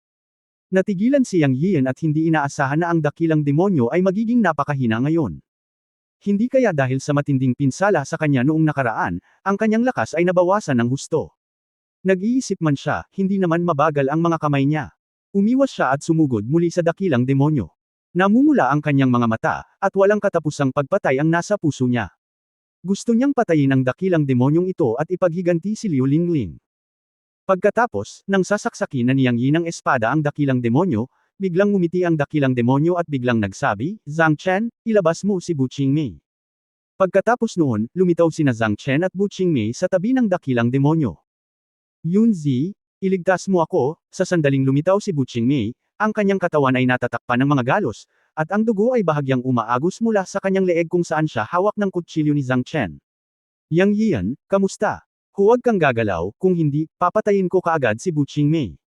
Binyantaan ni Zhang Chen si Yang Yian ng mabangis na mukha. Sa sandaling ito, nagulat si Yang Yian at huminto kaagad, hayaan mo siya. Nang makita si Bu Qingmei na may mga galos sa buong katawan, namumula ang mga mata ni Yang Yian, at talagang hindi siya nang ahas na kumilos.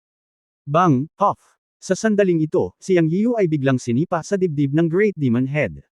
Lumipad siya pabalik at nagsuka ng dugo. Hahaha, anak, pagkalabanan mo ako, pahihirapan kita. Ang dakilang Demon Head ay tumawa ng mayabang. Ikinuyong ni Yang Yiu ang kanyang mga kamay at lalaban na sana, ngunit napatigil siya sa sinabi ng Great Demon Head. Mabuti pang huwag kang gumalaw, baka mamatay ang babae mo, hahaha. Sa sandaling ito, si Yang Yiu ay kalahating nakasquat sa bulwagan, tinatitigan ang dakilang Demon Head at si Zhang Chen, at pagkatapos ay tumingin kay Bu Qingmei, ang kanyang mga mata ay lalong namula. Ngunit sa oras na ito, hindi napansin ni Yang Yiu na ang ulo ng bungo na nakasabit sa kanyang baywang, o ang mabuting espiritu na pinasuko niya noong taong iyon, ay kumikislap ng isang nakakabighaning berdeng ilaw sa kaibuturan ng kanyang mga eye socket. Kabanata 869 Kung hindi kita papatayin, apo kita. Si Yang Yiu ay sasabog na sa galit, ngunit wala siyang magawa. Talagang hindi siya nang ahas na gumawa ng anumang kakaibang paggalaw, sa takot na si Bu Qingmei ay masaktan. Kaharap niya ang Great Demon Head na may matinding puot sa kanya at si Zhang Chen na nagseselos kay Bu Qingmei, kaya hindi siya nang ahas na kumilos. Ngunit, kung hindi siya kikilos, siya ay mapapahiya ng dakilang Demon Head, at maging ang kanyang buhay ay malalagay sa panganib. Sa sandaling ito, kinuyam ni Yang Yiu ang kanyang mga kamao, bumaon ang kanyang mga kuko sa laman, at dumudugo ang kanyang mga palad. Ang dakilang ulo ng demonyo, gayunpaman, ay naglakad patungo sa kanya ng hakbang-hakbang, walang takot. Anyway, habang hawak si Bu Qingmei, inaasahan ng dakilang Demon Head na hindi maglalakas loob na lumaban si Yang Yiu. Bang, puff! Tama na! Ang dakilang Demon Head ay muling sumalakay, sinuntok si Yang Yiu sa mukha, at muling lumipad palabas, ang dugo ay bumulwak sa kanyang bibig. Mga bog! Hindi napigilan ni Yang Yian, ngunit ang kanyang mga mata ay naging mas pula. Tinawag niya ang mga kulisap sa kanyang puso, nais na iligtas ng mga kulisap si Bu Qingmei, dahil ang mga kulisap ay isang maliit na puding lamang, at hindi madaling maakit ang atensyon ng dakilang demonyo at Zhang Chen, kung hindi ay pinalaya niya ang mga tao sa espasyo ng Chen Kunpot para lumaban, at ang kasalukuyang sitwasyon ay hindi malulutas ng mas maraming tao. Gayunpaman, ang tatlong magkakasunod na tawag para sa mga surot ay bumagsak sa mga bingi. Sa oras na ito, natuklasan ni Yang Yian na ang mga bug na ginamit bilang hairpin sa kanyang buhok ay nawala sa isang punto.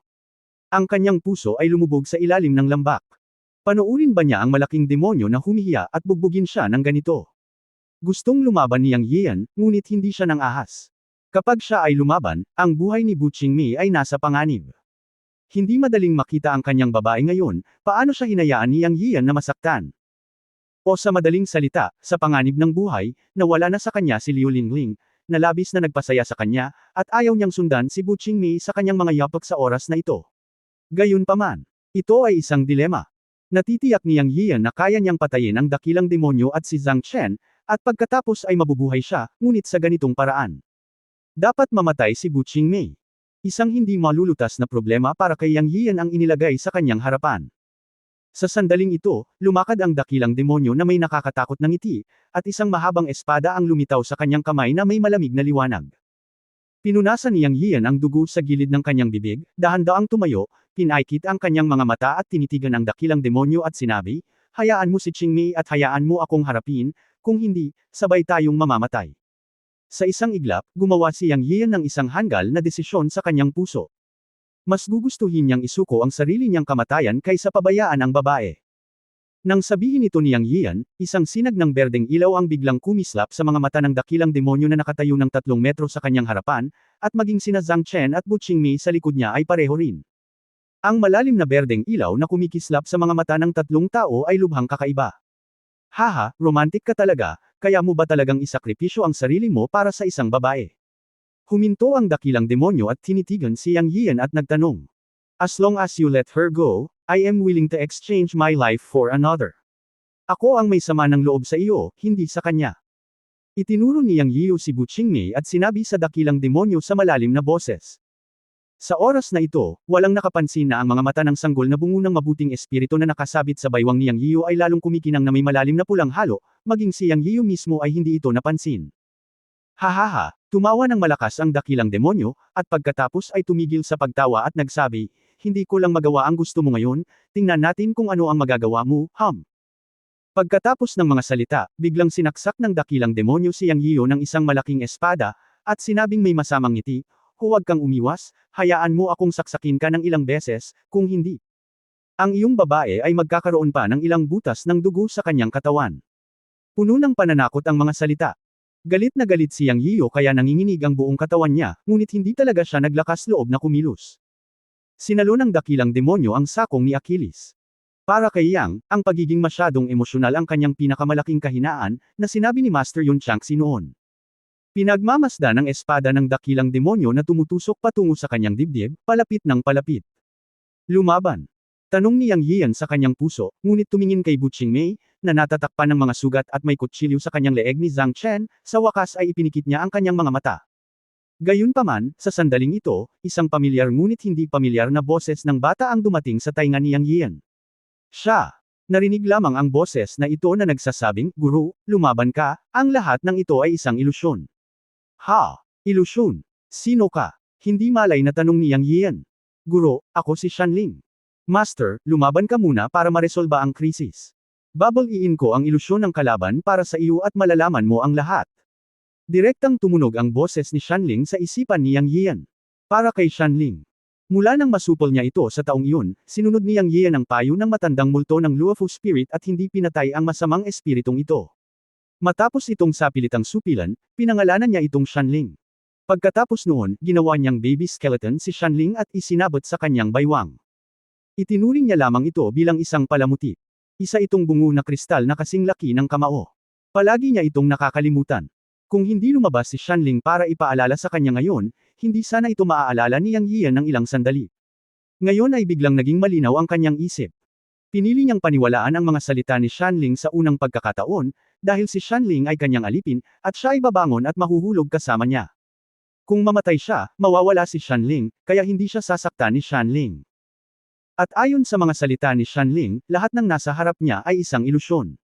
Sa oras na ito, naisip ni Yang Yian ang isang bagay na mali sa isang iglap.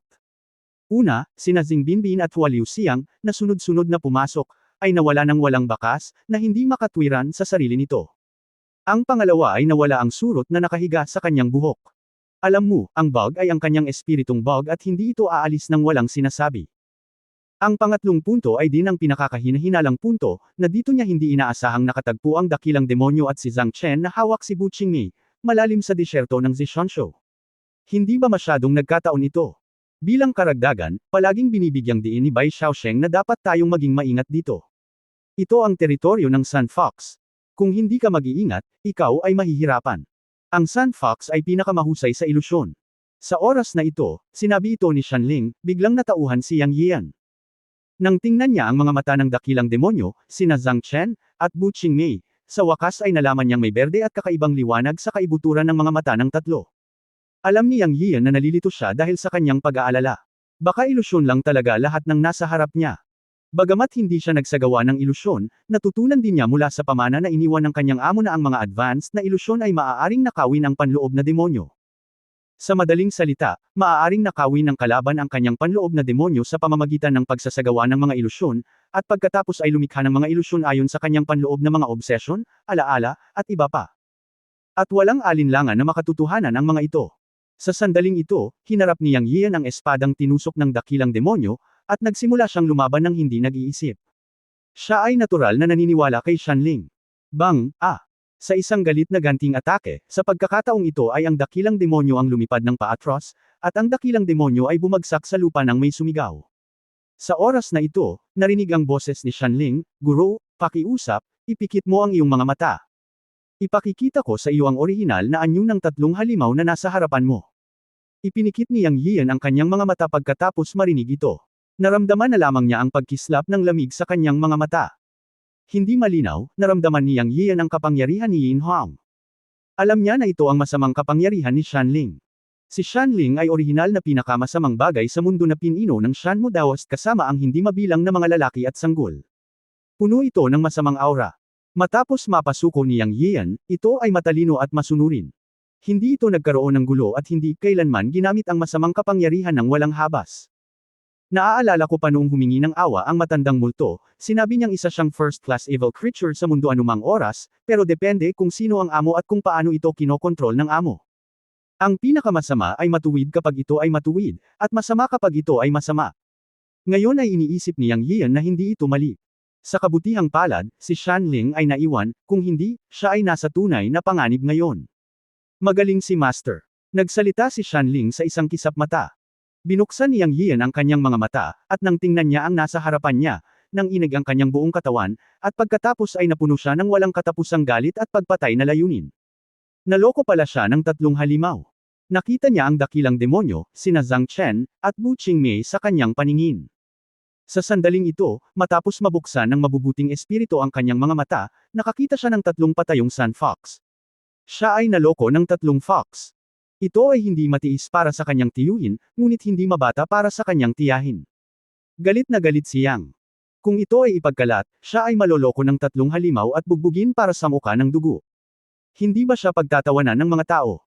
Nang si Yang Yian ay nanginginig sa galit, ang dakilang demon head na binugbog, o isang madilaw na demonyong fox, ay galit na nagsabi, "Yang Yian, naglakas loob kang lumaban, hindi ka ba natatakot na papatayin ko si Bu Qingmei?" Narinig ni Yang Yian na ang demonyong fox na nag-transform sa Great Demon Head ay nagbabanta pa rin sa kanya, at siya ay tumawa sa galit. Siyempre, alam din niya na sa oras na ito, ang kanyang mga mata ay pinalayas ng mabuting espiritu, at nakikita niya ang orihinal na anyo ng tatlong demonyong fox, ngunit hindi alam ng tatlong demonyong fox na nakikita nila ang mga ito, lalo pa na may masamang espiritu sa kanilang katawan. Ngumisi siya at malamig na sinabi, "Patayin mo, kung hindi mo papatayin, magiging apo kita." Kabanata 870 Ang lakas ng loob mo, ang masamang hayop. Malamig na sinabi ni Yang Yian, "Kung hindi kita papatayin, apo mo ako." Sa halip, ang Great Demon o ang Demon Fox ay natigilan. Mapapatay niya kaya ito? Siyempre hindi. Ito ay ang parehong uri. Isa itong ilusyon na ginawa ng tatlong demonyong fox. Isa itong ilusyon na ginawa sa pamamagitan ng pagnanakaw ng malalim na alaala ng demonyo sa puso ni Yang Yian. Ang ilusyon ay idinagdag, at ang nagbagong dakilang demonyo, sina Zhang Chen at Bu Qingmei. Nang makitang natigilan ang dakilang demonyo, tila mahirap bumaba. Malamig ding sumangot si Yang Yian, "Ano? Hindi ka ba maglakas loob? Kung hindi ka maglakas loob, tutulungan kita." Habang nagsasalita, itinaas ni Yang Yian ang dragon-slaying sword sa kanyang kamay, na nakaimbak at handa ng gamitin. Nag-flash ang kanyang anyo, at lumitaw siya sa tabi ng Demon Fox na naging Great Demon sa susunod na sandali. "Hayop ka, lakas ng loob na asarin ako, mamatay ka." Agad na naglaslas si Yang Yian gamit ang kanyang espada ng buong lakas. Sa katunayan, ang demonyong fox sa kanyang harapan ay hindi masyadong malakas, halos hindi nakapasok sa larangan ng out-of-body cultivation. Ito ay nakumpirma mula sa nakaraang dalawang paghaharap na ang demonyong fox ay hindi kalaban ni Yang Yian. Sa sandaling ito, sa mga mata ni Yang Yian, silang tatlo ay nagpahayag ng kanilang tunay na kulay. Wala nang inaasahan si Yang Yian, at ang galit sa panunukso ay sumambulat. Kahit na ito ay isang late out of body o isang mahusay na pagiging perpekto, ang espada ni Yang Yian ay hindi maglalakas loob na labanan ito, lalo pa ang isang demonyong fox na nagpapanggap na isang dakilang demonyo. Nang lumipas ang espada, biglang nagbago ang mukha ng dakilang demon fox. Hindi niya inaasahan na maglakas loob si Yang Yian na kumilos. Agad siyang nagpanik. Sa mga tuntunin ng lakas, natural na alam ng demonyong fox na hindi siya ang kalaban ni Yang Yian. Isa ng malaking tagumpay na malito si Yang Yian sa mga ilusyon. Ngunit hindi maintindihan ng demonyong fox kung bakit biglang tumalikod sa kanya si Yang Yian at kumilos, at wala siyang pakialam sa kanyang babaeng si Bu Qingmei. Nang ang Fox Demon ay nagpapanik at ginagamit ang kanyang higanteng espada para labanan ang kaaway, bigla niyang narinig si Yang Yiyo na nagsabi, "Hayop ka, maglakas loob kang asarin ako." Ang mga salita ay agad na nagpaunawa sa Fox Demon na nakita ni Yang Yiyo sa pamamagitan ng ilusyon na ang tatlong Fox Demon ay nagsanib puwersa upang ihagis. Lalo siyang nagpanik. Gayunpaman, sa oras na ito, ang espada ni Yang Yiyo ay nakarating na sa kanyang harapan. Bagamat hindi niya maisip kung paano sinira ni Yang Yiyo ang ilusyon sa oras na ito, hindi dapat maliitin ang kapangyarihan ng isang espada. Wala siyang oras para umiwas, at ang demonyong demonyo na nag-transform sa isang mahusay na demonyo mula sa Fox Demon ay mabilis na itinaas ang magic na sandata sa kanyang kamay upang labanan. Bang! Ang mahiwagang sandata ng mahabang espada sa kamay ng demonyong Fox ay lumipad mula sa kanyang kamay, at direktang pinutol ng espada ni Yang Yiyo at lumipad palabas. Ang enerhiya ng Xuanhuang Sword ay direktang bumagsak sa katawan ng demonyong Fox. Ang kaluluwa ng demonyo ay nag-transform sa isang mahusay na demonyo sumigaw, bumubulwak ang dugo, ngunit ang enerhiya ng espada ni Yang Yiyo ay direktang pinutol ang kalahati ng katawan nito sa 2 piraso, na pauilas mula sa kaliwang balikat hanggang sa baywang. Ang demonyong Fox ay agad na nagsiwalat ng kanyang tunay na anyo, nahulog sa lupa at sumigaw, ngunit hindi namatay. Humph, hayop talaga. Malamig na sumangot si Yang Yiyo, pagkatapos ay pinaikit ang kanyang mga mata at tumingin sa 2 pang demonyong Fox na nagbagong anyo pa rin bilang Zhang Chen at Bu Qingmei. Sa sandaling ito, puno ng takot ang mga mata ng 2 tao, at nagmamadali silang gustong tumakas. Ngunit paano sila hinayaan ni Yang Yiyo na makatakas? Gusto mong tumakas? Huli na. Malamig na sumangot si Yang Yiyo at galit na sinabi, ang kaluluwa ay wala sa katawan. Bigla, ang siyam Zhanghai na Yang God at Yin God ay naging 2 black and white light pillars mula sa tuktok ng kanyang ulo, at naging 2 9 Zhanghai phantoms sa likod niya, agad na naiisip ang nakatakas na sina Zhang Chen at Bu Qingmei, o ang 2 demonyong Fox.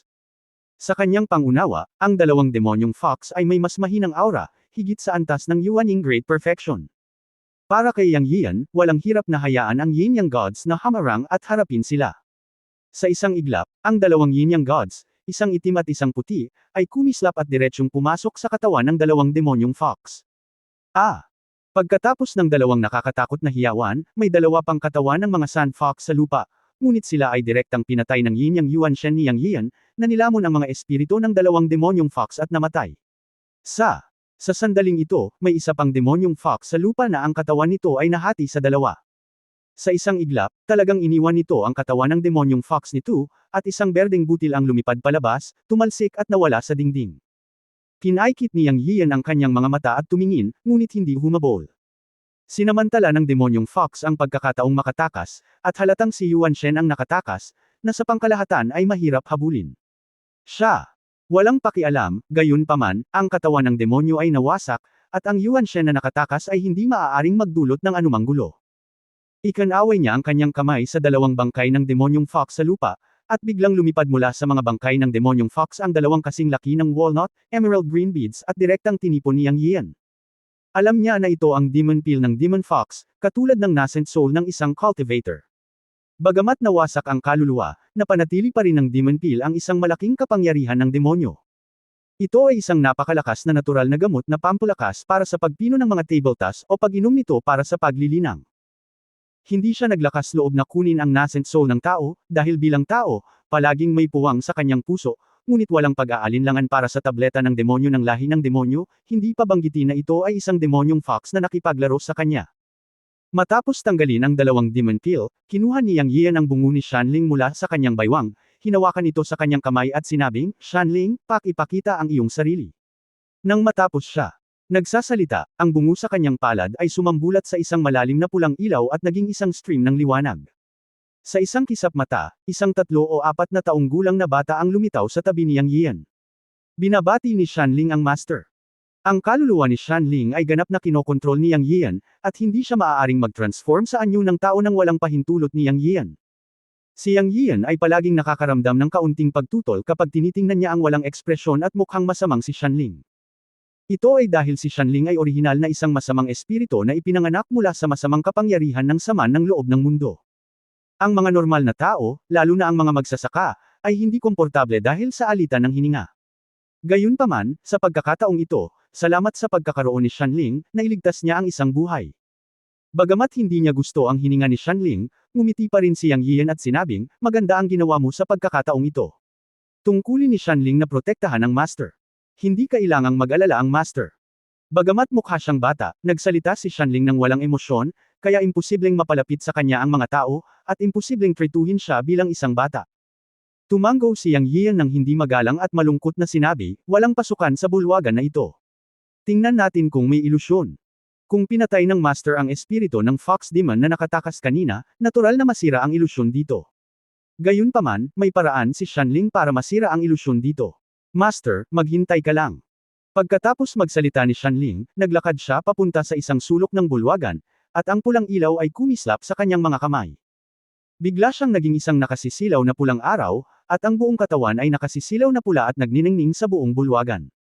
Si Yang Yian ay nasa ilalim ng pulang ilaw at hindi sinasadyang ipinikit ang kanyang mga mata. Okay, Master. Sa sumunod na sandali, narinig ang boses ni Shanling. Nang imulat ni Yang Yian ang kanyang mga mata, malaki ang pagbabago sa kapaligiran. Nakita niya sa kanyang paningin sina Zing Binbin at Hua Liuxiang, at muling naramdaman ang koneksyon sa insekto. Sa sandaling ito, ang insekto ay nakahiga pa rin sa kanyang buhok na parang isang hairpin. Master, ano pong nangyari sa inyo ngayon? Sumigaw ako ng maraming beses pero hindi mo ako pinansin. Ang tinig ng insekto ay umalingaw-ngaw sa kanyang isipan. Alam ni Yang Yian na malamang na naapektuhan siya ng ilusyon ng Fox Demon, na naging dahilan upang mawalan siya ng kontak sa insekto. Normal na nasira ang perception at hindi siya magising ng insekto. Ayos lang. Tumugon si Yang Yian sa bug, ngunit tumingin siya sa lugar kung nasaan sina Zing Binbin at Hua Liuxiang. Sa oras na ito, nang masira ng mabuting espiritu ang ilusyon ng bulwagan, natagpuan ni Yang Yian ang kanyang sarili sa isang mas malaking natural na kuweba. Ang buong kuweba ay ganap na nagninangas na pula, na dalawang ganap na magkaibang kulay mula sa nakaraang berde. Ito ay isang ganap na masalimuot na malaking kuweba, hindi kasing basa ng inaakala, ngunit napakatuyo. 300 metro ang layo ni Zing Binbin at Hua Liuxiang. Ang lugar kung saan sila naroroon ay isang malaking kuweba, mga 50 o 60 metro ang taas, na may espasyo na hindi bababa sa 10,000 metro kwadrado. May mga malalaki at maliliit na butas sa paligid ng kuweba, na nagbibigay kay Yang Yian ng pakiramdam na tila sila ay pumasok sa pugad ng trompeta. Ano? Nagulat si Yang Yian na si Hua Liuxiang ay may masakit na hitsura sa kanyang mukha, umuungal sa kanyang bibig na papatayin kita, hinahabol ang isang demonyong fox upang lumaban, ngunit ito ay malinaw na si Hua Liuxiang, na nasa baliw na estado, ay dehado, na may mga galos sa buong katawan, at hindi niya matamaan ang demonyong fox. Si Zing Binbin ay lumuluha, nakaharap sa dalawang demonyong fox, may sinasabi. Mula sa malayo, malabong narinig ni Yang Yiu ang tila sinasabi ni Zing Binbin, na muling nililika ang kaluwalhatian ng Adventure King. Isang demonyong fox sa tapat niya ang nagunat ng mga kuko nito at dahan-daang lumapit kay Zing Binbin. Si Yang Yiu ay ganap na wala sa ilusyon at nakikita niya ang asensya sa sandaling ito, ngunit hindi ito makita ni Zing Binbin at Hua Liuxiang. Nang tumingin si Yang Yiu, ang dalawa ay halatang kontrolado ng mga demonyong fox at nahulog sa ilusyon, na lubhang mapanganib. Ang kapaligiran ay nasira ng mabuting espiritu, at ang sitwasyong ito ay lumitaw sa sandaling ito ay lumitaw. Nagulat si Yang Yiu. Pareho silang nasa panganib. Agad siyang umungal, mabuting espiritu, mga insekto, kumilos ka. Pagkatapos nito, itinaas niya ang kanyang espada at direktang tumakbo sa demonyong fox na akmang sasalakayin si Zing Binbin, how dare you, evil beast. Galit na umungal si Yang Yiu, at ang dalawang demonyong fox ay nagulat lahat, na may bakas ng takot sa kanilang mga mukha. Sa katunayan, ang mga demonyong kaluluwa na lumitaw dito ay hindi lubos na nilinang, ngunit ang makapangyarihan ay ang ilusyon. End of this chapter. Abangan ang susunod na kabanata.